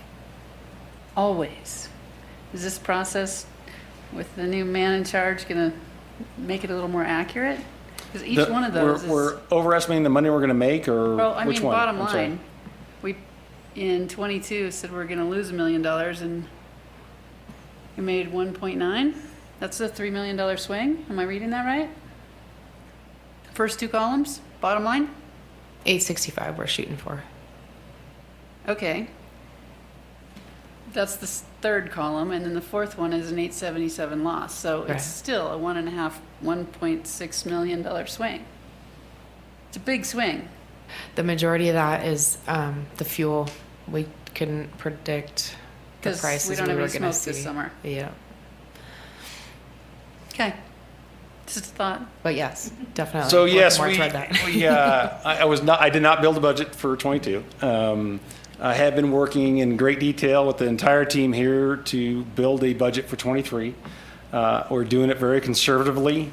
It is a budget. We are looking at trying to forecast a lot of things, right? What's the price of fuel going to be? Really big driver for revenue. What's that going to cost us? There are, it's a little bit perhaps like being a farmer or the ski business. We're all trying to forecast weather and how that's going to impact us, and it has major impacts on our revenue and our expenses. I think there are a number of areas that are within our control that I mentioned, that R&M dropping budget to budget 5.5%, that we know we can get tighter on because we're not spending that money on repair and maintenance. So let's tighten that one up a little bit more and not be as conservative on it. So we're trying to apply that with several months working with the team here now. The team has been great of looking at our expenses, particularly what we had planned and forecasted and where we're at with our ability to get things done, and priorities, and making that a little tighter for next year, Teresa. So I think we will, my promise now is the budget we're building, I believe, is a solid budget. Not padded. Not that the previous one was padded, but just making sure that where it's appropriate, we're taking out expenses and conservatively forecasting revenue. A comment in the past, BR, before Rob, we've had a lot in the budget that we never did. And so we'd pick up a lot on stuff we budgeted but didn't do. I see improvement in that in this forecasted budget. Yeah, I think particularly on the capital side, which is really big costs associated with capital projects, and really being more focused on what we're going to try to tackle as a team here, and not put everything on the table, but just do it very strategically, what we're focused on here. As we look at this next year, as I mentioned, we're rolling out, 2 major new software internal programs. There's staff training involved in that. There's capacity. That's going to be our focus of effort for several more months going into the new year, and it's not going to be chasing down some other projects, to be honest. So dialing back repairs and maintenance and some of the reserve projects is just a reality to a certain extent. So it fits with your comment, though, Rick, trying to operate within our capacity here.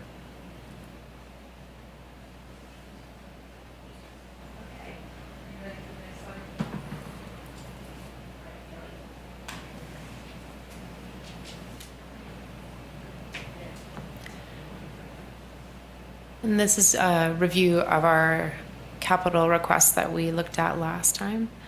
And the only major change to this was just updating the FAA, our portion of what we put into it at the, it was at the bottom, second to last line.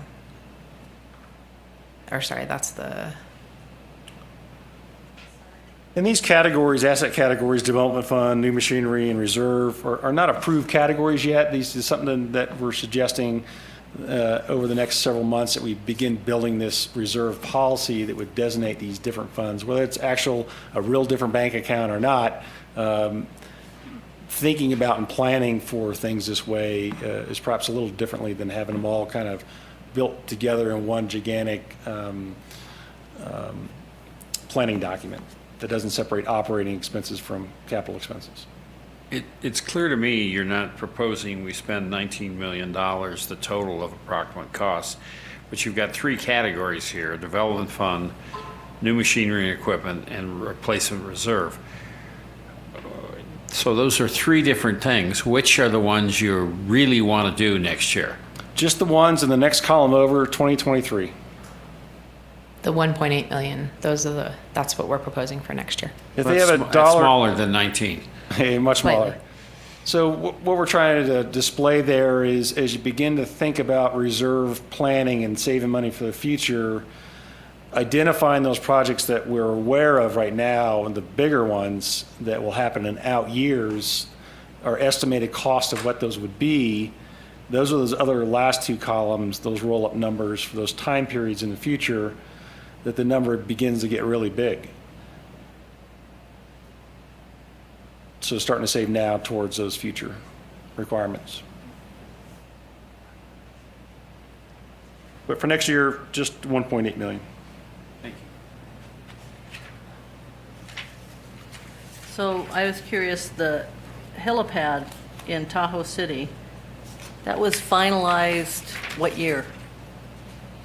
I don't know off the top of my head. I know there's some crack repair work to do over there and some slightly widening around the edges of it for snow removal, so we're not pushing dirt around there. Okay. It's on the facilities maintenance plan as well. Pardon me? It's on the facility maintenance plan. Can't understand her. Okay. Is that had it in there? Was that in last year's plan and it just didn't get done? It was in this Correct. current year's plan, and it was not done because as we looked at it and began digging into it and getting quotes on it, the project turned out to be bigger and the costs are bigger this year than they had been when they had planned for it the previous year, as with many costs going up. So rather than executing that this year, significantly outside of budget, we put that off until next year. Okay. And the hangar floor epoxy and lighting, is that, This is new. This is, I would put it in the category of preventative maintenance for our concrete hangars. Currently, we do not seal our concrete floors in the hangar. That is a way to preserve the concrete floors much longer, Yes. and actually is probably more desirable for the tenants to to be able to clean up spills on the floor, so it doesn't get absorbed in the concrete, that we have a separation of layers there, so we can maintain those much longer. And that's pretty standard for any large concrete aircraft facilities, is very common in the industry. Is this at all, is this specific rows? I mean, because. This is an estimate for 5. To do This 5. is, it's 5 costly to rows? try to do them all at once, and we don't have the capacity to do that. What I'm suggesting is that we phase that in as we turn over hangars that are concrete floors, and go in there and do that as part of the turnover process. To do 5 hangars. We'll start with 5 hangars, get a good price point on it, find a good vendor, and then have better estimates going forward of how we can do that. Okay. We currently have capacity to do the asphalt floors, and we do that now. Okay. Yeah. Okay, and, yeah. Because I'm just looking at that first column again, and the 250 for the housing, that again, that's something we need to wrestle with, how best to spend that. Right. So you'll come back with ideas or, Yeah, that certainly would be a placeholder for budget, and with any specific idea, we'd be coming back and right. gaining board approval on that. You know, and the overall idea, I like it, but there's parts of it I'm not thrilled about. But again, I think this is something we're going to wrestle with as a board, but it's a way to approach this that I think is good thinking. Thank you. It's a good start. Yeah. There might be other things we want in there. There might be other. That's right. This is just the beginning part. We haven't pulled Exactly. all the pieces out of the facility maintenance plan yet. That's going to take a little while to do. As we load it all into the new Go Civics program, it'll be easier to do that as we categorize it. Right. Right now, we have, in the facility maintenance plan, it has a lot of capital items right along with operating items. And so it's going to take some time to break those apart and put them in the right categories here and over time. Yeah. We haven't done that yet. Okay. Thank you. Any other questions on capital stuff? Yeah, I just wanted to make one comment because it involved simple math that even I can do. We, next year, are forecasting to get almost $800,000 more in property tax. We know 2 things about that. The hospital district is going to get almost $800,000 more, and the school district is going to get more too. Those 3 at 800 is $2.4 million that these 3 districts alone could get serious about for looking at a housing thing. And I think we could lead this. I mean, it's a different, I know that it's been frustrating in the past, but we're talking about pulling in some serious money. Yeah, we certainly are on the low end of the increase in funds. I think the only one lower than us is the cemetery district. Everybody else is much higher on the allocation of tax as part of the 1% valorum, much higher. So airport district actually is second to last, I believe, if that sounds right, on actually tax revenue for the districts in this region. But our region is huge. Our Region, district is the region enormous. is huge. I'd say as a comment of, I hear a lot, the airport district has lots of money, we make tons of money, we have lots of tax money. We're actually second to last. Everybody else that operates government entities in this region has far greater tax revenue as a portion of their budget than we do, both in dollars and percentage. Right. But just the way that he phrased that, it was like, oh, I hadn't thought of it that way. In terms of, you know, I know you have general manager meetings with all the special district GMs every month or every other month. It's quarterly. Right. And then with the workforce housing, if we looked at building a budget on 22 numbers and everybody looked at that extra, well, you know, there's going to be some increase in costs, right? So, but if everybody could free up half of that, that's a chunk of change that housing affects every district, and it should be a care about for every district. Sure. And so bringing that to the GMs, and I'm going to bring up something later about all the special districts trying to wrap arms around it, because housing is, we got to do condos, we got to do apartments, we've got to do it. Right. It's interesting. Not to throw water on the increase in property taxes, huge increase in property assessments, valuations January 1, 2022. I don't think it's going to be the same in January 23. I think we've had a hit, and I think we're going to get a bigger hit. And I do.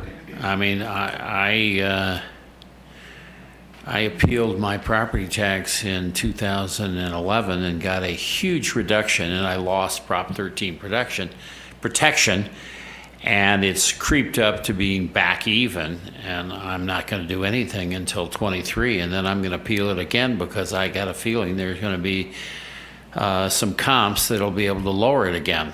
Since I've lost Prop 13, I might as well keep reduce it to market. So I'm pretty conservative in my view of the future. I think it's even further justification that building adequate reserves where we have the capacity to do it. Anybody else on this page? Okay.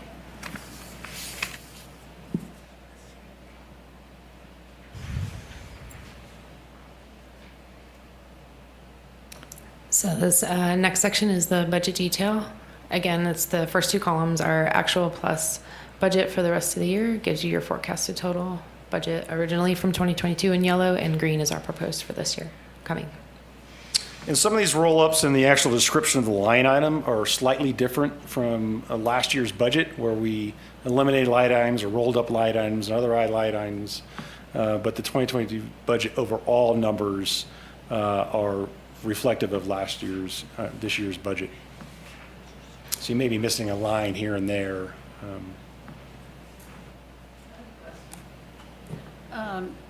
You're going to split the property tax, right, by county up here for me? Mm-hmm. And then the $28 per 100,000 of assessed value, is that both counties, and does it ever change? No, it's different for both counties. And what is it for each? I can pull it up for you. And does it ever change? It does. What causes it to change? Well, it changes behind the scenes, which I had some good, awesome conversations with some folks from Nevada County in the last couple of days. And there's a whole lot based on tax rate area that goes into that number that we end up getting. So I can talk about it offline with you if you want, because it's kind of complicated. Yeah, I don't need to know that right now, but I would like to know how much each county is contributing and then what the dollars are per 100,000. So for Nevada County, this is based on the 21-22. It's 1.00898 of that overall. And then Placer is 1.00898, which Yep. is, what is that in dollars? roughly 19? for that year 2.2 million. No, I mean, It's like per $9 100,000 on your house. for 100,000. Is it $1? Is it $10? Is it $100? It's 100. 1%. 100. It's 100 in Nevada County. That doesn't seem right. No, because it's 28 in Placer. It's $28. Let me pull up my property 28 tax. per 100,000 in Nevada, and what is it in Placer? But that, if the number's 1.00898. By tax rate area. So it's different depending on where your house is. That's probably the percentage of the whole. So it's, not per. I don't know that it's one number you can use for the whole county, It's tax for each of rate the area. counties. There's tax rate areas that overlap different parts of the county. And so depending on where your home is actually physically located, it could be slightly different of what that number Slightly, is. but in general, If you look at your property tax bill, which I have mine right here, it takes your net taxable value, and then it's 1% is the ad valorem rate times $100. I know the total ad valorem. What I'm saying is of that, how much does the airport receive? Kevin told me it was $28 per 100,000. So if my house was worth $1 million, it'd be $280. Well, it depends on your tax rate area, and it depends on. So mine is $33, for example. Per 100,000 or total 33 total of my assessed value? assessed value. And it's different in Placer County than Correct. in. Yep. So it could, is 28 a good number, or is it 25 somewhere and 35 another? Yes. It's different in all the tax rate areas. They're all different. each county, it's different. They have overlapping tax rate areas across the county. So if you're on one side, it may be $35, but if you're down somewhere else, it may be, $45. Right, I totally get that. I just wondered if the 28 per 100,000 ever changed. It sounds like it does, depending on Maybe. where you live. Yeah, but you don't move. If I've lived in the same house for 50 years. Right. Has it been $28 per 100,000 the whole time? Or $35 per 100,000? Right. or I would really defer to the county assessors to explain the rather detailed formula. Kelly's been in a lot of conversation with them trying to understand how they go through that process. I don't know, maybe Josh can explain it for us even better, but it's a pretty complicated formula and it's not translatable or easily communicated across one number for everybody at all, I guess. other than the 1%. What would be an interesting thing is to be able to say, in Nevada County, it ranges from $14 to $35, and in Placer County, it ranges from, 25 to 45, to have a range.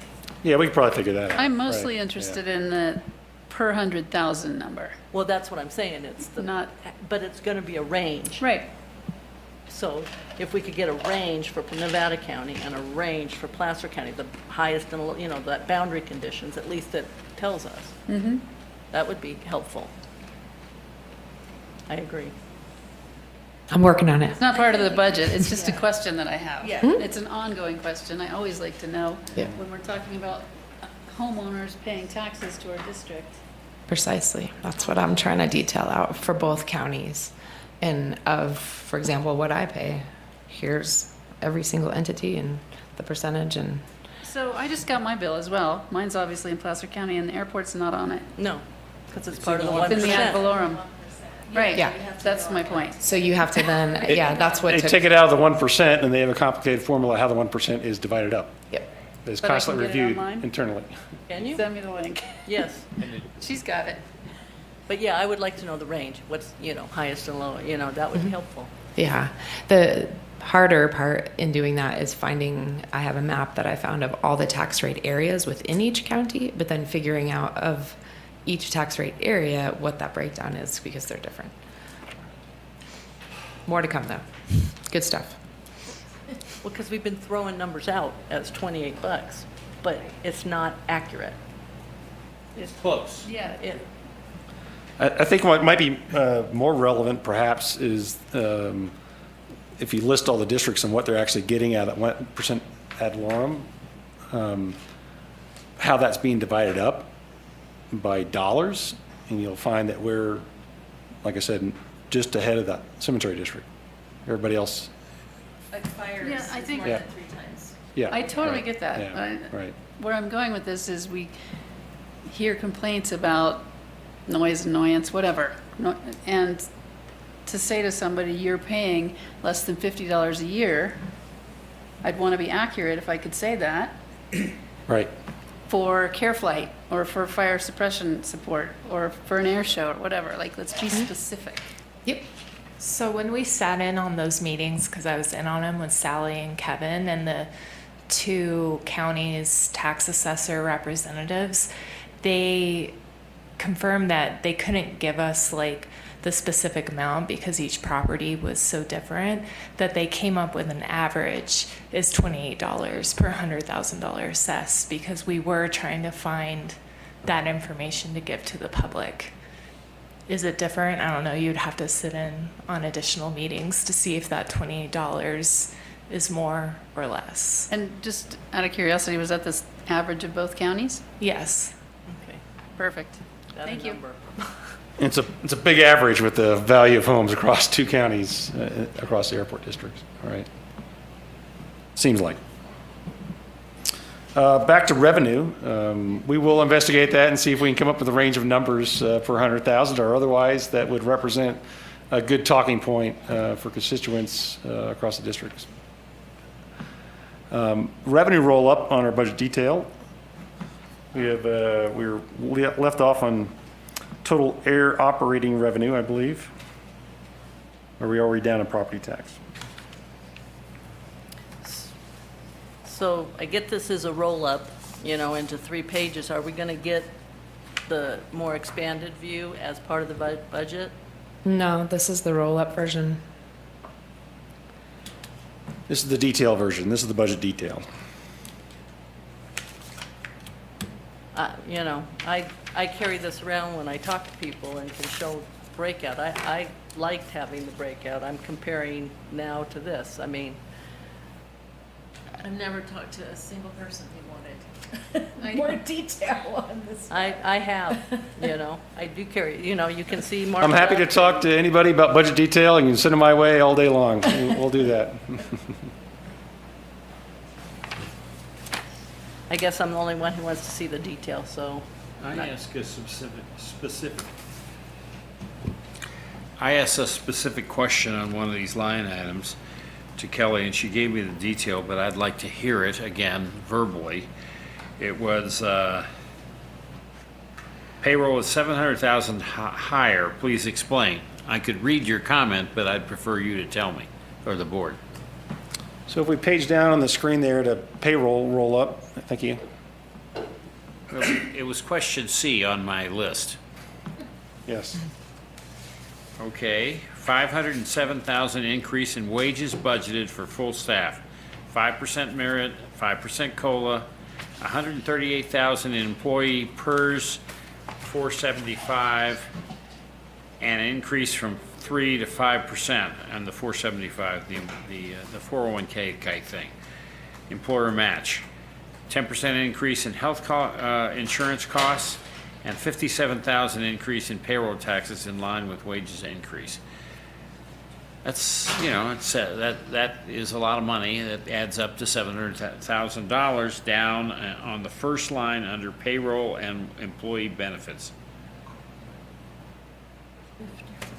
I know it, and when you compare the number that was in last year's budget, it's not the same as what's being shown here for Projected? PERS. Yeah, yeah.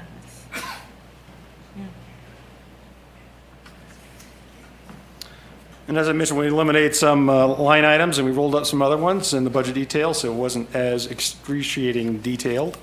But the numbers do add up the same for the budget 2022, and then of course we have our recommended budget for 23 in green there. There's the last column. Under payroll and employee benefits, there are, if you look across those from our forecast the end of this year to budget for this year and the change. Of course, we don't have another column for percentage change of the dollar amount, but it does show you, as Rick added up there, you very quickly see the difference, 700,000. But as you add each line item there, you can quickly add up to $700,000, as discussed. I end up feeling like I can't tell what's going on because I have no detail, but I guess I'm the only one who wants it, so. To me, I just see that there's lots of places that I don't understand where things We're are budgeting happening. for a full staff, so our current year 2022 forecast is missing the director of aviation. It's missing a few other areas, right? So 2022 is going to show a lot lower than what we would normally have, and that would have for 2023, like we mentioned, a 5% merit, 5% COLA. So those are going to naturally be higher anyway. Every year in July, because CalPERS year starts July 1 to June 30th, they increase the employer, or decrease, it has happened, the employer match rates. So budgeting for that, because they did send us what they're going to be for next year.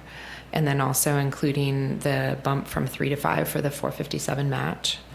Medicare and FICA expenses, payroll taxes just go up naturally as we have increased wages. The employee benefits for health insurance, I put in 10 just because I'm waiting to hear back from our broker, but last year it ended up being lower than that, so hopefully we can bring that down a scotch. I guess what I see is that we have all this great detail on expenses, but we don't have great detail on revenue, and it seems like if you're going to do one, you should do the other. In my mind, it's valuable to me, but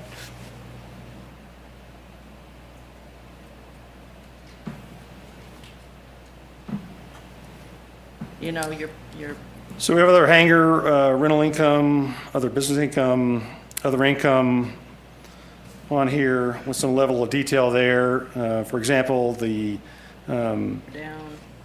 we don't list out every tenant in the revenue for the warehouse. We have a roll-up for the whole warehouse here.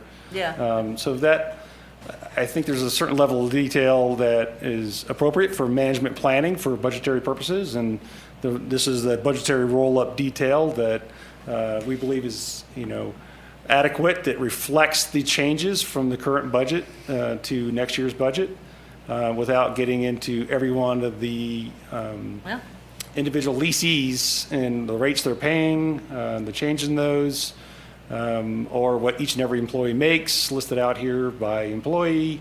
No, it's not. There's a variety of, detail that is probably is, I would say, too much for a board level executive annual budget review. don't going take forward. it to the Right. extreme where I'm not asking what every employee is making. That's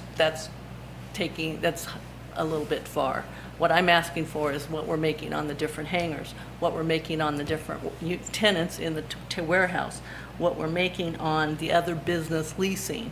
That includes, historically, other business leasing has not just WAB, but it has Careflight, Sierra Aero, Surf Air, Skydive, Avis Bud, the rental, the Clear Capital, Red Truck.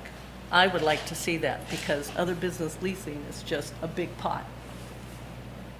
I think it's sufficient, but maybe you could meet with Kelly offline and, grind through all that. Well, she must have it, it's just that. She does. Yeah. But I don't know that I want to grind through it either. I trust your process and know I can get it if I wanted it. The EAA, it's just, yeah. Okay.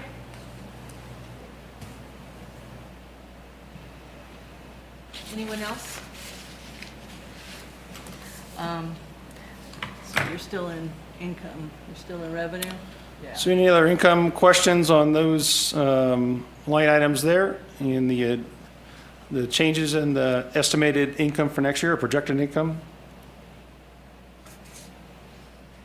Then we have total revenues that you see increasing. Of course, part of that, the big part of that is no,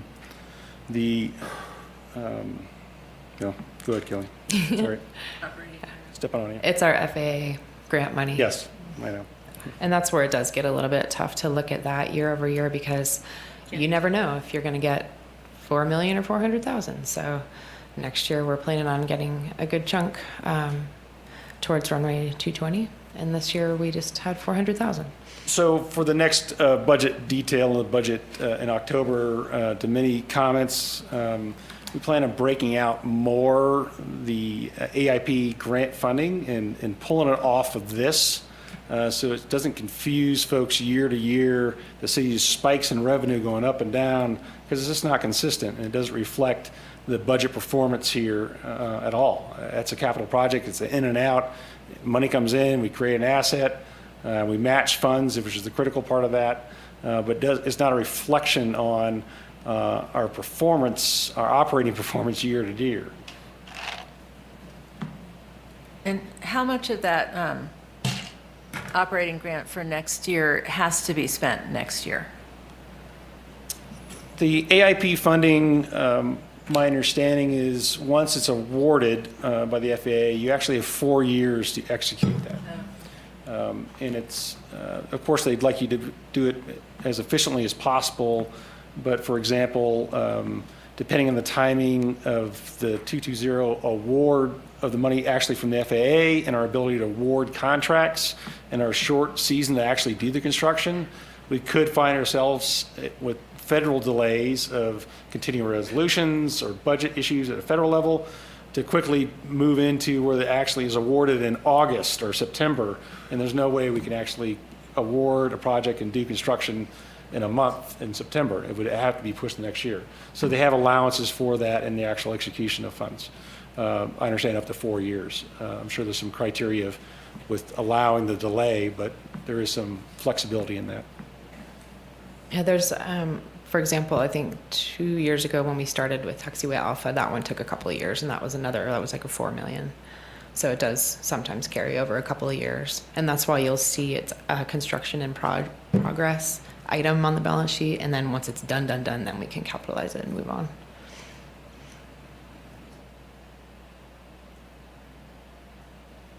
So beyond income, we have cost of goods listed here.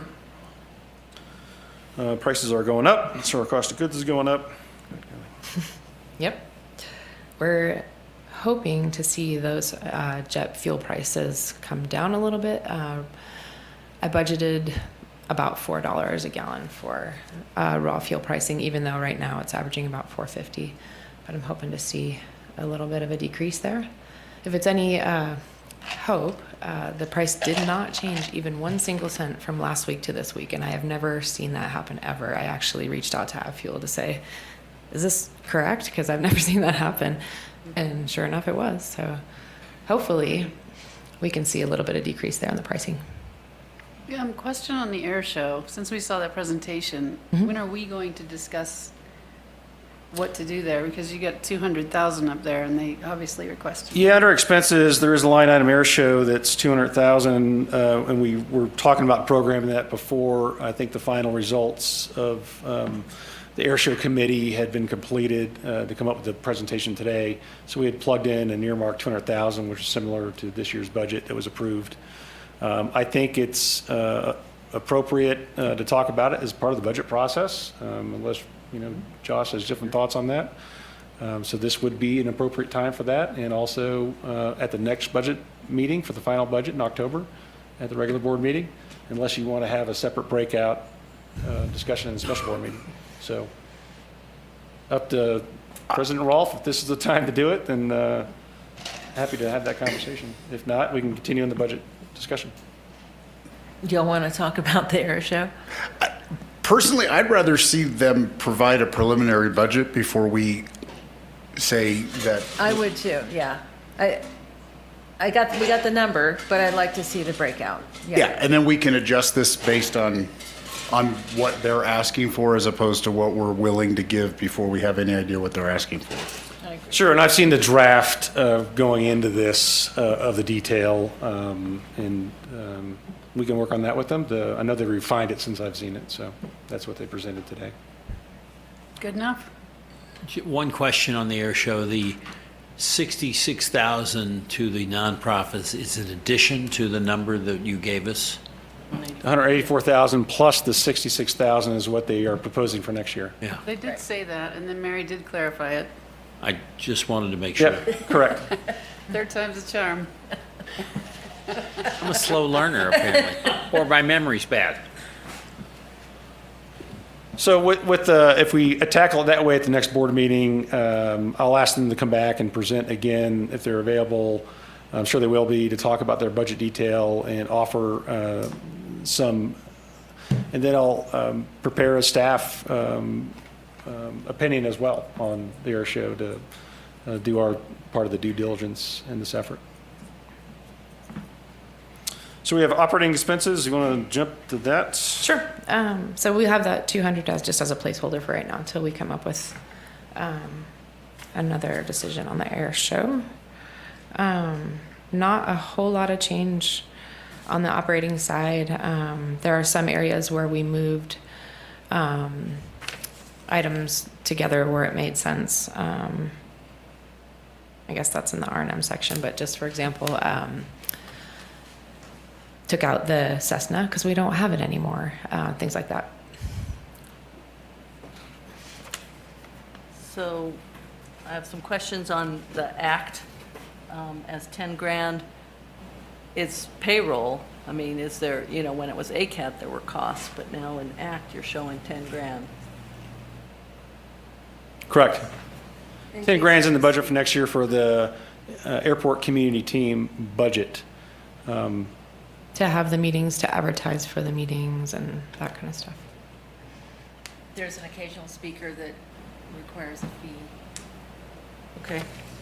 Just curious. Okay, and credit card fees and finance charges, that's gone up $110,000 in a year, almost doubled. It's for the landing fee. There is a percentage that goes along with having Vector handle that accounts receivable for us. Okay. I thought it was the Fed rate hikes, but It may be some of that, too. The operations monitoring expenses, last year was 490, this year 411. In 2021, it was 376. I'm just curious what that fluctuation, up 120, down 780. That is, so for this year, we had programmed in there ADSB money to L3 Harris, and then also we pay City of South Lake Tahoe some money for an antenna down there. But that's just a couple $1,000 to City of South. I'm just going through the list of what's in that account. But what else is in there? I'm sorry, my hearing is There's going. I think only one of us can talk at a time. 168 for this year for ADSB, 1,500 for the City of South Lake Tahoe. We had 66,000 in NavAid, 149 in Flight Tech, and then 106 for Vector. So we're going to see some decreases on the Vector charges now that we're doing this program with them for the landing fee. They're going to Negotiate decrease decrease in that, right. of the charges for the camera systems. NavAid should be about 80,000, and then our regular ADSB charge of 225, and then another couple thousand for City of South Lake Tahoe for the antenna. Okay.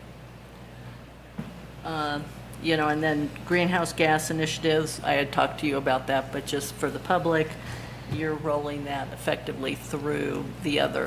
Yeah, sections. when I look at that account and the money it was associated with it, we don't buy carbon credits or something. It would be very specific greenhouse gas to put to that line item. What we do is advertising campaigns, or Right. we replace vehicles that are internal combustion into electric, or there are greenhouse gas initiatives as a concept is captured in actual other line items in this budget, right? And- So it's not the concept is still there, it's just captured differently in different line items. And I understand Right. that and Yeah. agree, I just, I'm just sharing it as you the asked, right? clarity, Yeah. yes. Media ads up 75,000, what are we planning with that? That's the greenhouse gas money. Okay. So it's not an increase, it's a shift of where we're capturing that money at. Okay. And the community agency partnership, you've decreased it about 200,000, a little over 200,000, wondering why.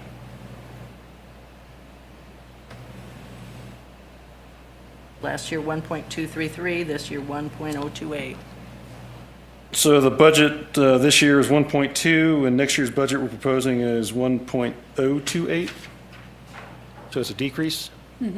Mine's showing 1.0 as compared to 1.2. Well, it's right there, Right, it's a decrease from this year's budget, right, I got a different number, yeah. right. but it is a decrease. Yeah. Right. So you had it up to close to, I believe, in budget, close to 750,000 for agency partnerships, and I think that's coming in actually lower, around 500 or less. So just trying to capture that realistic change and what that is, along with, 700,000, not 750, 700,000 previously. So I think we're coming in lower that. We're trying to capture that in budget as opposed to building a overly large budget. Doesn't mean you can't adjust that, but Yeah, just. trying to match budget to what we're seeing in reality. Do you really think we're gonna only do $20,000 in engineering when we did 120? You'll notice a change in studies and engineering because we're same. I think your mic's going out. No, it's not me. Same concept where if it's an engineering bill for a capital project, it should follow that project, right? It doesn't Got need to be it. called out separately. There was a lot of engineering capital costs built into the operating budget, and I'm trying to separate those two. So Yeah. that's a reflection of that. Yeah, Looks both like- engineering and studies are that way. Getting a raise? What? Following with other line items that we're seeing higher burn rates, we are trying to capture that Here, we were 1.6. appropriately with the legal line item.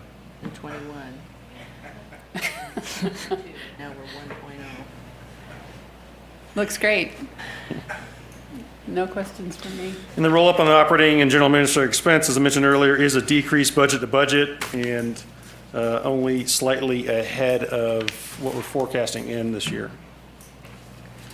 So Yeah. Okay. Repair and maintenance is the last section here before the end roll-up tables. Is your mic?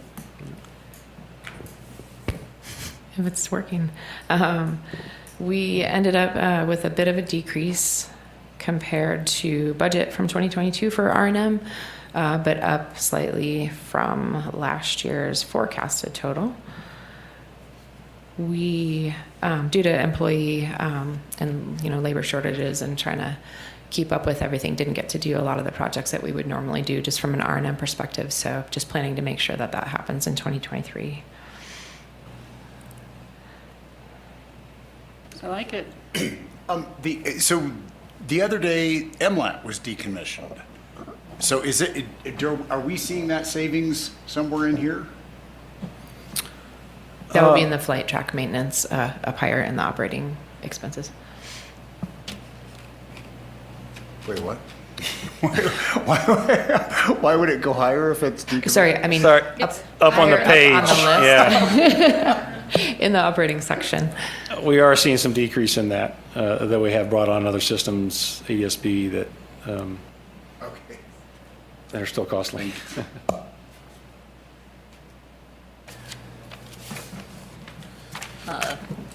Here where we, under airfield facility maintenance, we had 125,000. Actually, last year, it was, in 2022, it was budgeted at 26,000. It's written here as 125,000, and now we've got nothing budgeted here in 2023. So It's just rolled up into the 150 for non-AIP pavement maintenance.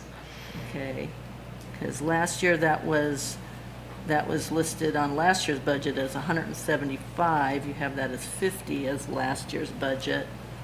It's those two lines added together, non-AIP pavement maintenance and airfield facility maintenance. So, looking here where you Because got- it's all really the same stuff. It's anything that the FAA is not going to pay for as far as pavement goes. So like when we do striping or add in more pavement somewhere where we need it, but it's not a capital project kind of thing. Okay. I'm just looking at lines. Airfield facility maintenance is 26 plus 175 was 200, and that's 200 together last year. So then here, you only have 150. Okay. Yeah, capturing what we're actually doing compared to budget, trying to match that up better, and also shifting some of that to capital expenditures as well for the larger scale that's not operating, repair, and maintenance. And then vehicle expense, because again, I'm looking at the budget 2022, the numbers aren't matching what was in last year's budget for vehicle expense and equipment expense, because I compare year on year. They do, Yeah, they so- do match.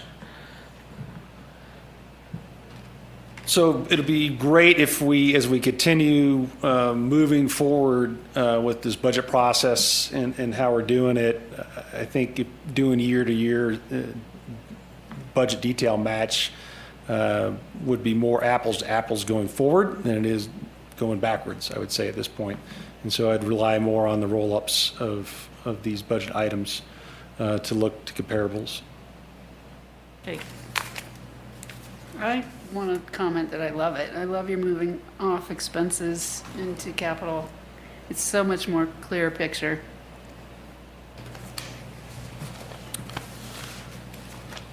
In the last part of this slide here is just the first cut on continuing the conversation about putting a certain percentage of money away into a reserve account. This is the 40% example. Of course, these numbers that are being used here do include the income from or the revenue from our AIP project. So we'd want to clean this up a little bit more as we go to the next version of this next month and suggest maybe 4 areas or at least 3 areas of reserves, what a cash reserve balance should look like as part of a policy, what a replacement reserve would look like, and what a development fund would look like. I'm just asking for that discussion a little better understanding is how do we put it in a lockbox to keep our hands off of it? Right. I think as we build. Because I don't trust this. I don't have the answer today on that, but I think it okay. should be a discussion about a policy, either modifying the existing unrestricted net asset policy or completely overhauling it with a new policy. I think ultimately, though, it's going to be at the discretion of the board.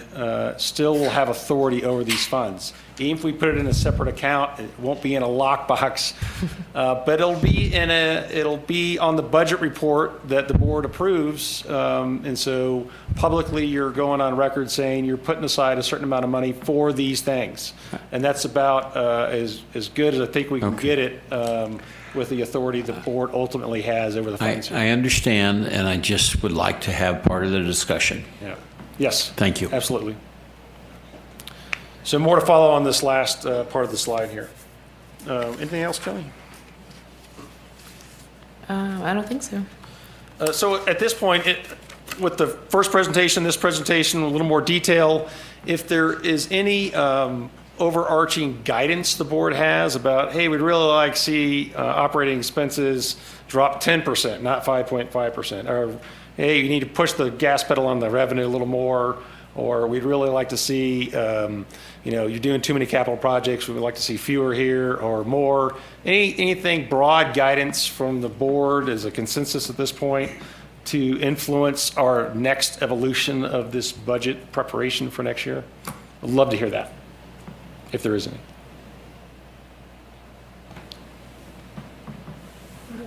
Yeah, I've already kind of covered. I would just like to remind ourselves of the allocation study and the areas that it showed we were losing money. And I don't have a specific like line item example here, but I feel like in those bigger macro areas, if we could, I think that it would behoove us to kind of look into these things, like, for example, fuel. Are we doing it the most efficient way that we could do fuel, or other FBO things, or whatever the other areas of that study? That, to me, would be a great means for guiding budgetary decisions. Because then we're not just like saying, well, we want to see a 10% cut here. We've actually got a proposed solution for how we might recover that. That's a great comment, and it's probably worth more conversation about of if the allocation study is the benchmark, and there's obviously multiple versions of recommendations of allocation study.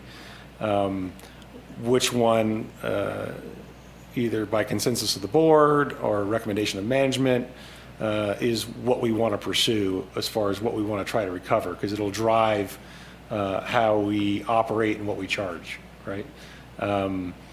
The way I look at it now is I take the allocation study as a guideline in detail that helped inform setting the rates for our landing fee in order to address areas that we are expending funds on that perhaps would be better reimbursed by a landing fee.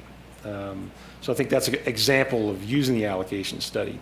I think the tenets of the allocation study to remind us to look in more detail about what our costs are to operate here across a number of different areas and how we're paying for those helps me drive the budget preparation across a number of areas, from expenses to labor to revenue. That is, I think, the sum total of the allocation study and a number of other reports and study and good management practices, along with this market conditions that helps drive the preparation of the budget and the execution of the budget. So it's kind of a squishy answer or comment to your request, but I hear what you're saying, David. As much as we can tie it to something like that, that'd be great. I think it's probably something that we're going to have to work on before next year's budget, but sort of keeping with the idea of, being a high-level policy board, instead of getting into the weeds with the allocation study and we're losing a little money here or we're making a lot of money here or vice versa, I think what the board maybe needs to give you guidance on is more like, what can we accept? You know, can we accept raising landing fees to pay for the fact that we don't want to raise fuel fees?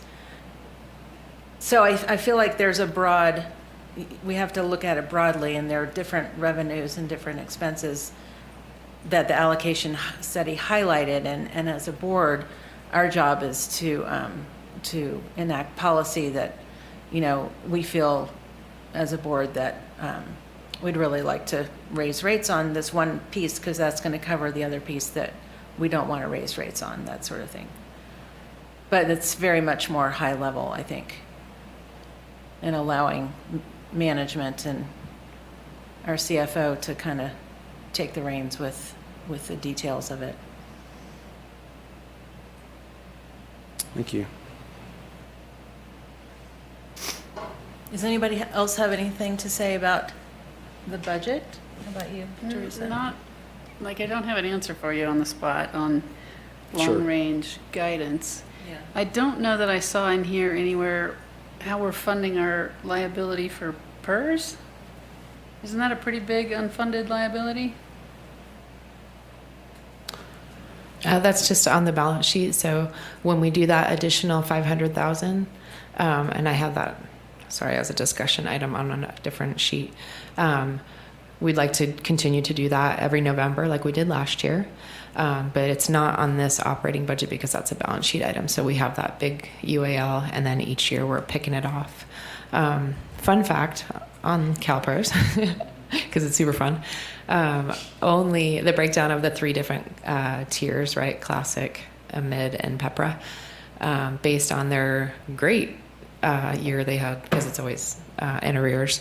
Only of the UAL, it's usually broken out into those three pieces that we pay that chunk every July of 200 to 250. Only the classic tier, the whole charge is going to them because PEPRA and mid have caught up with all their unfunded portion. So Nice. there's that. But Yeah. after this next year, it's probably going to be a little bit different. But Teresa, maybe we could do in this last kind of annotation at the bottom is just capture that concept that we know we have this hanging out there and we need to address it annually, and rough estimates of what that number might be. Good comment. We've talked about that and how to, it's not lost on us that we're not planning for it, but we could communicate that here. it's built into the cash side. Okay, thank you. Sure. Okay, has everybody said their piece here? Is there any public comment about the budget?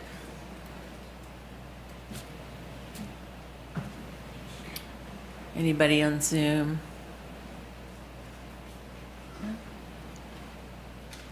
Great. Oh, here comes Tom. Thank you, Madam President. Go ahead. The cash and capital projections for 22 and 23 has $3 million for Hangar Rose, Delta, and Echo replacement. It appears that you're shoving that out to sometime in the next 30 years. That's what you see when you look at the charts. And why isn't the community hangar anywhere in the budget? Are you kicking that can further down the road and depriving the community of having a barn-sized place for holding larger indoor events? Are you ever going to build a community hangar? It was talked about for 9 years, and now in the closing of the 10th year, it seems that it's even verboten to even talk about it. Under revenues and repairs and maintenance, you only budget $75,000 for hangars-facility maintenance. Is that going to be used toward the hotel row roof that's needed to be fixed for half a decade? I see the facilities maintenance plan. Hotel roof coating is marked for $100,000 in fiscal 28. Now, do you reckon and do you hope that it will just fix itself in the next 6 years? You know, you can accomplish a lot of fixing things on airport by not spewing out so many dollars of property tax allocations that the district receives for the operation and maintenance of the airport, instead of giving it away to organizations that have nothing to do with the aviation or the airport. And I just realized you need a new metric in your budget and stuff. And that's, let me explain the new metric that I just invented. How much bang for the buck do you get in numbers of people who stop making noise, complaints, because you gave, for instance, $50,000 to some group that cleans the Truckee River? You give them $50,000, they go clean it up, and how many people stopped complaining? Ain't nobody gonna stop complaining. Thank you, and good night. Thanks, Tom.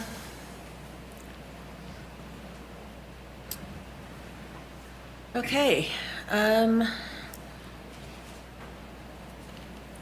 Annual Airport Capital Improvement Program.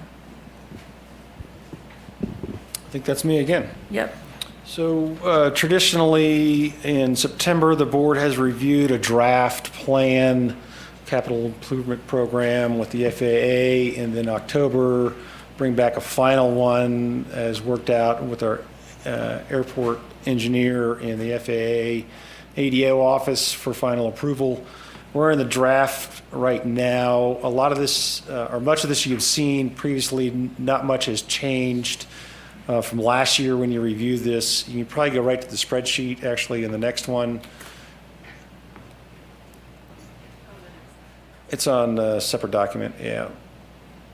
Not the sketch map, but the next one, draft, yeah.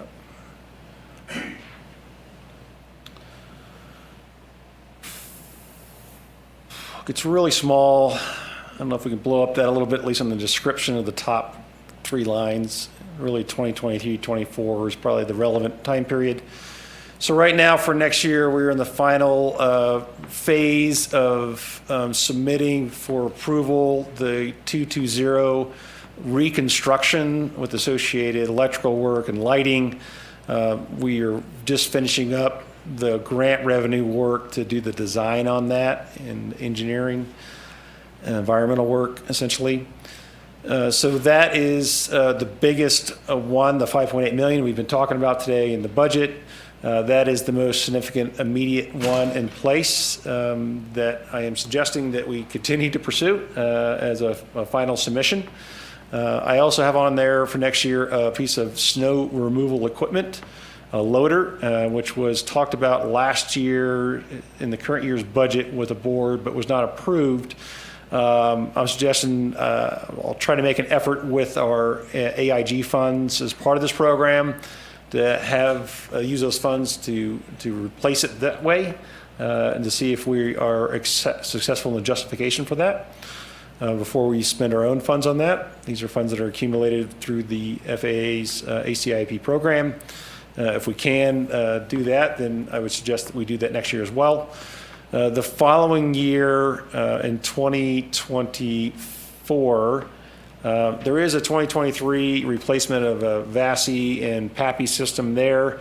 This is something that we're actually talking to the ADO office. We're going to not be required to do with our reconstruction because we're not changing the parameters of the runway enough for 220 to have to change these items, and they're suggesting that we should not tackle this next year and wait instead to tie it to a project if we do extend and lengthen 220 in the future, just for the timing associated with that. We move that off of 2023 as a listed item.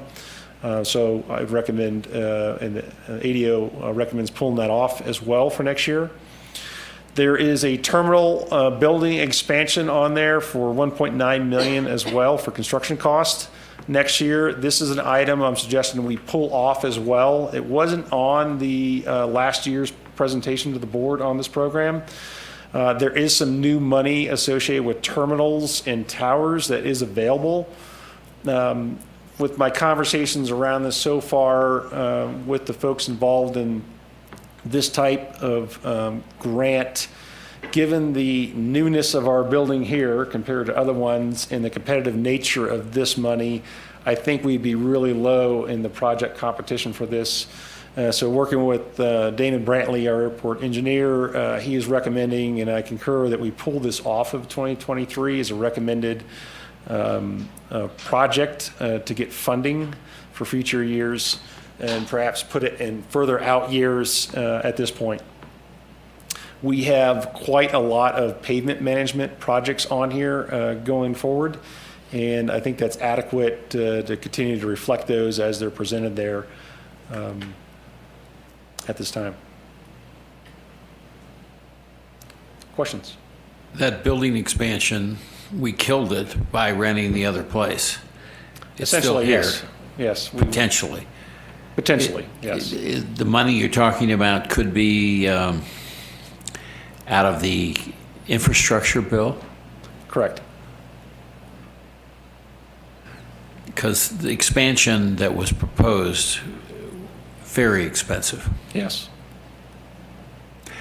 That's my comment. Thank you. So I will refine this with our airport engineer and have this back to you in October to finalize with board approval required in order to submit these with our ADO office for the FAA.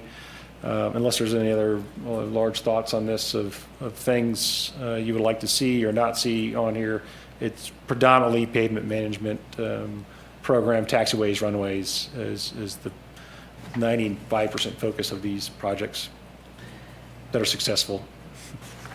So, you've got to develop an ASIP and it goes in and, it's just kind of a rolling of what we're looking ahead to. Correct. But in terms of the reconstruction on the eastern half of 1129, I think that was, I know the intersection was done in 0809 and what I'm getting at is they set up this plan, but part of it is they go out with their thumper and it may not actually need to be done, correct?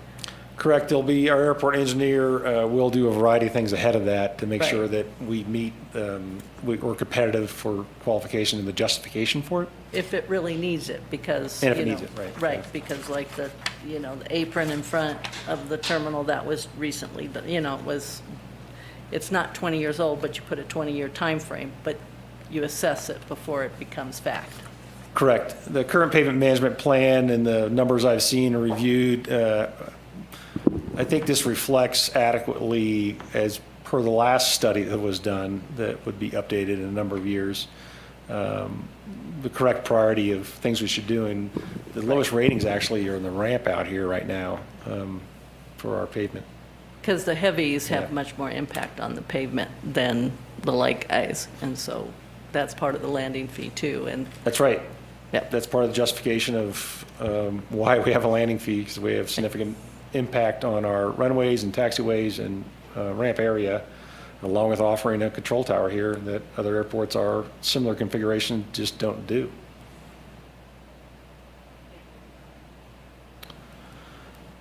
Okay, thank you.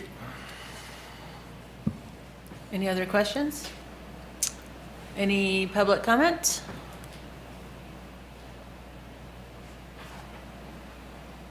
Okay. Thank you, Rob. Board committee assignments and ad hoc committee reports. I think we've read all of the reports.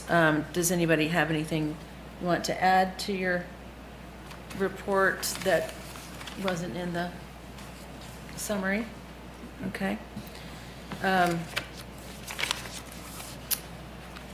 The act for next month, Rob, you want to tell us more about that? Yeah, I've asked, there's a program called Skill Bridge, which is a Department of Defense program partnering with local communities and businesses, government entities to create an opportunity for servicemen and women departing their time of active duty service to have a number of months, 3 to 6 months, I think is the range, to transition and work paid active duty time with a different organization to learn skills and abilities in a potential area to transition into a civilian career. We have current Colonel Jeff Manesco is participating in that program with Nevada County, United States Air Force.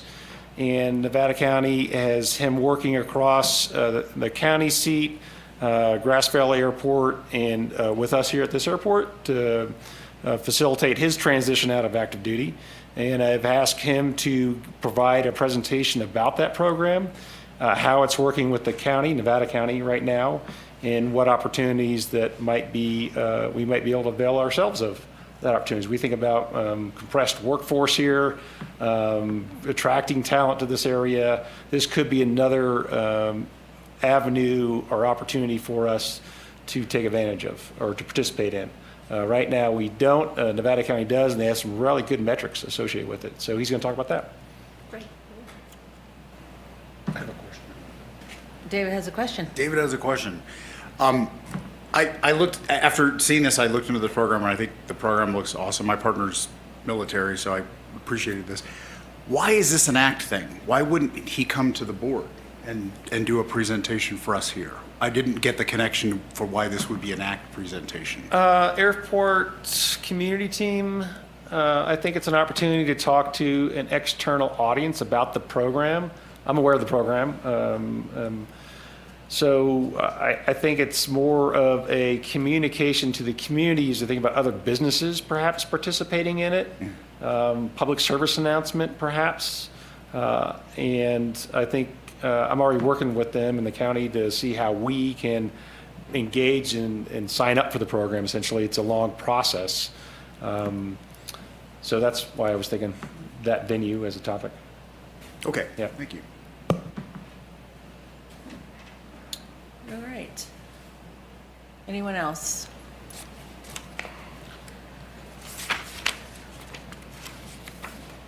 Okay.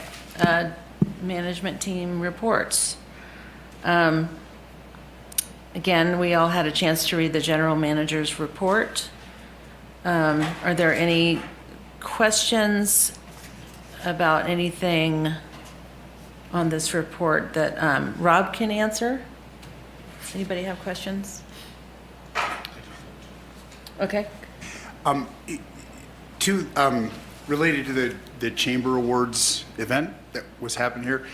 So I heard, I know this is hearsay, but I was curious about this.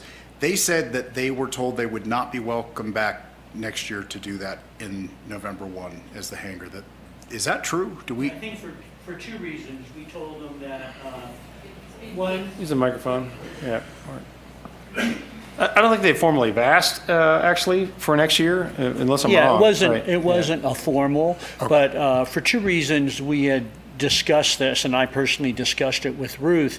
One, we've been renting that hangar out to Mountain Lion Aviation on a monthly basis, and we had to displace them.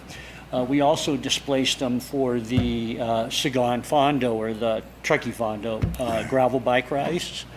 And secondly, one of our airport policies is that we should not be competing with private businesses. So by them in the past, they've always held that event at the resort at Squaw Creek or up at North Star at the Ritz-Carlton. And the only reason we allowed them to do it last year was they wanted to have an outdoor venue post-COVID so that people would feel safe coming back together right after the restrictions were lifted. So this year, Kevin had allowed them to use the facility again, but we have been discussing that because of those two situations, that they should maybe go look at booking that at a private business again. Okay. Does that make sense? I mean, I understand what you're saying. Yeah. I feel like I feel like November 1 is a fantastic opportunity for us to provide Yeah. venue Oh, for and community I'd like events. to add one other thing also. It impacted 24 hangar tenants that could not use their hangars the day of the event, and it was partially restricted the day of the setup and the day of the breakdown. Right. The air show is that way too, right? I mean, so it's not like we don't have a precedent for Yeah. that for a community benefit event. Okay, yeah, I just wondered about that because I didn't. So yeah, we're reaching the point where we're getting 100% hangar occupancy rate and just trying to prioritize aircraft and hangars as opposed to special events. Other than Alpha 9, which we have our current FBO equipment in because we don't have a Hangar 2 anymore. So that is, the approach I've been taking is trying to use the hangar facilities for aircraft and not other events other than a, one-off special type thing as appropriate that makes sense, that is in compliance with our policies that are in place here. I thought that, I mean, because this is a one-off thing, and with Mountain Lion, all due respect to Mountain Lion, they were not on the hangar wait list. With everybody else, they got a hangar because they're Yeah, they have a commercial operating permit with us. And So it kind of feels like. So they there fit could within have been policy something- of assigning them a priority to get Yeah. hangars. Right. And the second and only other question I had, which was not specifically mentioned in there, do we have any update on the discussion about relocating TART? I do not. I had a second conversation with the town of Truckee buses, not folks. And I think the main thing they were locating down there was TART Connect, the smaller little vans. Right. And they're currently not operating in the off-season, so it'll become an issue this winter. But I did have a second conversation, and I know they have a planning meeting or several coming up about how that might work and how we're going to fund it.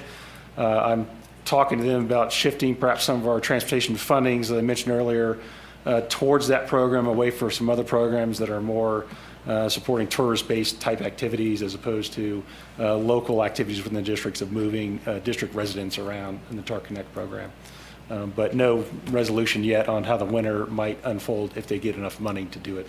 Thank you. But it is a part of an ongoing conversation. Thank you. Yeah. That they're receptive to, right? Okay, any other questions for Rob? Let's see. Any finance questions for Kelly in the finance report? Okay, and then aviation and community services. Does anybody have questions for DVQ? Who's on the Zoom call? Anybody? Great, okay. Okay, we all saw the review of upcoming meetings. Rob went to a conference recently? I did. I went to the Association of California Airports Conference, I think it was 2 weeks ago now, down in South Lake Tahoe, and first aviation-related conference I've gone to, and I got a chance to meet a variety of other airport folks in California and vendors and hear a number of presentations that were informative from my standpoint, and gave me several good leads about vendors and contractors that we might be able to avail ourselves of that are offering some services, for example, around long-term parking and how other airports are actually doing that. So at that conference also is when the scheduled meetings took place with our FAA ADO office folks. Some were present there, some were calling in a remote, but that was a deliberate opportunity to walk through our ACIP with them and talk long-term about what our planning is here for the airport. So, good conference. Great. Just for future, I have been signed up for the Aviation Issues Conference at the Ritz-Carlton in Maui in January, and I will not be staying at the Ritz because it's too expensive. I'm staying elsewhere. All right, Cheaper. with your daughter? No, I'm not going to stay with my daughter. Oh, She's okay. nearby. Oh, okay. I'm staying with Gail. Oh, you're staying with Gail, okay. Yeah. Your And- therapist? Yeah. Right now, I'm anticipating Director Stevens to be our one airport representative at that conference. So, And a lot of good meetings. I've been to that conference several times, also on Maui, just different location, and I found it very interesting, and even reported back with some ideas. And there was especially one where we did talked about PFAS, and we talked to Bill Saline about it, and he had a solution to get rid of the PFAS in the ARF and go to something else that isn't a forever chemical. So, I mean, there's some good stuff there. Anyway, I'm going. Thank you for doing that. Thanks for taking one for the team Yeah. in Maui. At the Ritz. I'm staying for 2 weeks. The conference is 4 days. You should go. Okay, meeting review and direction to staff. I think we have a number of areas around the budget to offer some refined information on, and also associated with the air show detail, and work with the air show committee as well. But those are the main areas I took as direction today. Yeah. Good. Board member announcements. Mary has something. I brought this up last meeting, and just keep this piece of paper from the CSDA that talks about creating a chapter in different areas, and they have different things. And it's one of those ones of trying to start it. I know the general managers meet, but I'm also thinking, how do we get our special districts to be talking? And so if the board is interested, how do we start this? I mentioned it to Kat, and thinking, is this something that we can, get Lauren, who knows all the other clerks, who, to kind of start reaching out to say, is there interest to get one board member from each of our million special districts in a room to share ideas, because how do we serve the entire region? So she's nodding yes. I'm not seeing anything coming together. I'll look into it for And you. actually, I have to ask Rob if he would have her do it. But to me, it seems like it could be a really powerful entity to have an appointee from each of the special districts in a room. And I'm wondering if there's board appetite to ask Rob, to ask Lauren to do it. I would love to tackle something like that after the new year. The bandwidth right now is probably maxed out with what we're working on with the existing staff. But trying to get this type of a chapter, Like the idea, just the timing of it. Right. Reaching out to CSDA to see what's involved and what we would want to do. I think so. One last thing for me, some of you who've been on this board for a while have known that I've had some conflicts with being an investor in Soaring Ranch. I'm no longer an investor. I've sold my interest. And it's out of my hair, or what hair I have. Which makes you happy. Which makes me very happy.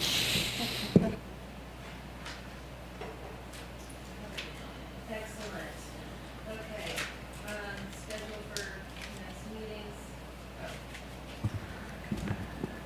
October 26th, November 30th. And I guess that's all we have on the schedule coming up. I think we're done. I'll make a motion to adjourn. Second. Beat ya. I just second. You didn't beat me on the second. All in favor? Aye. Bye. Thank you.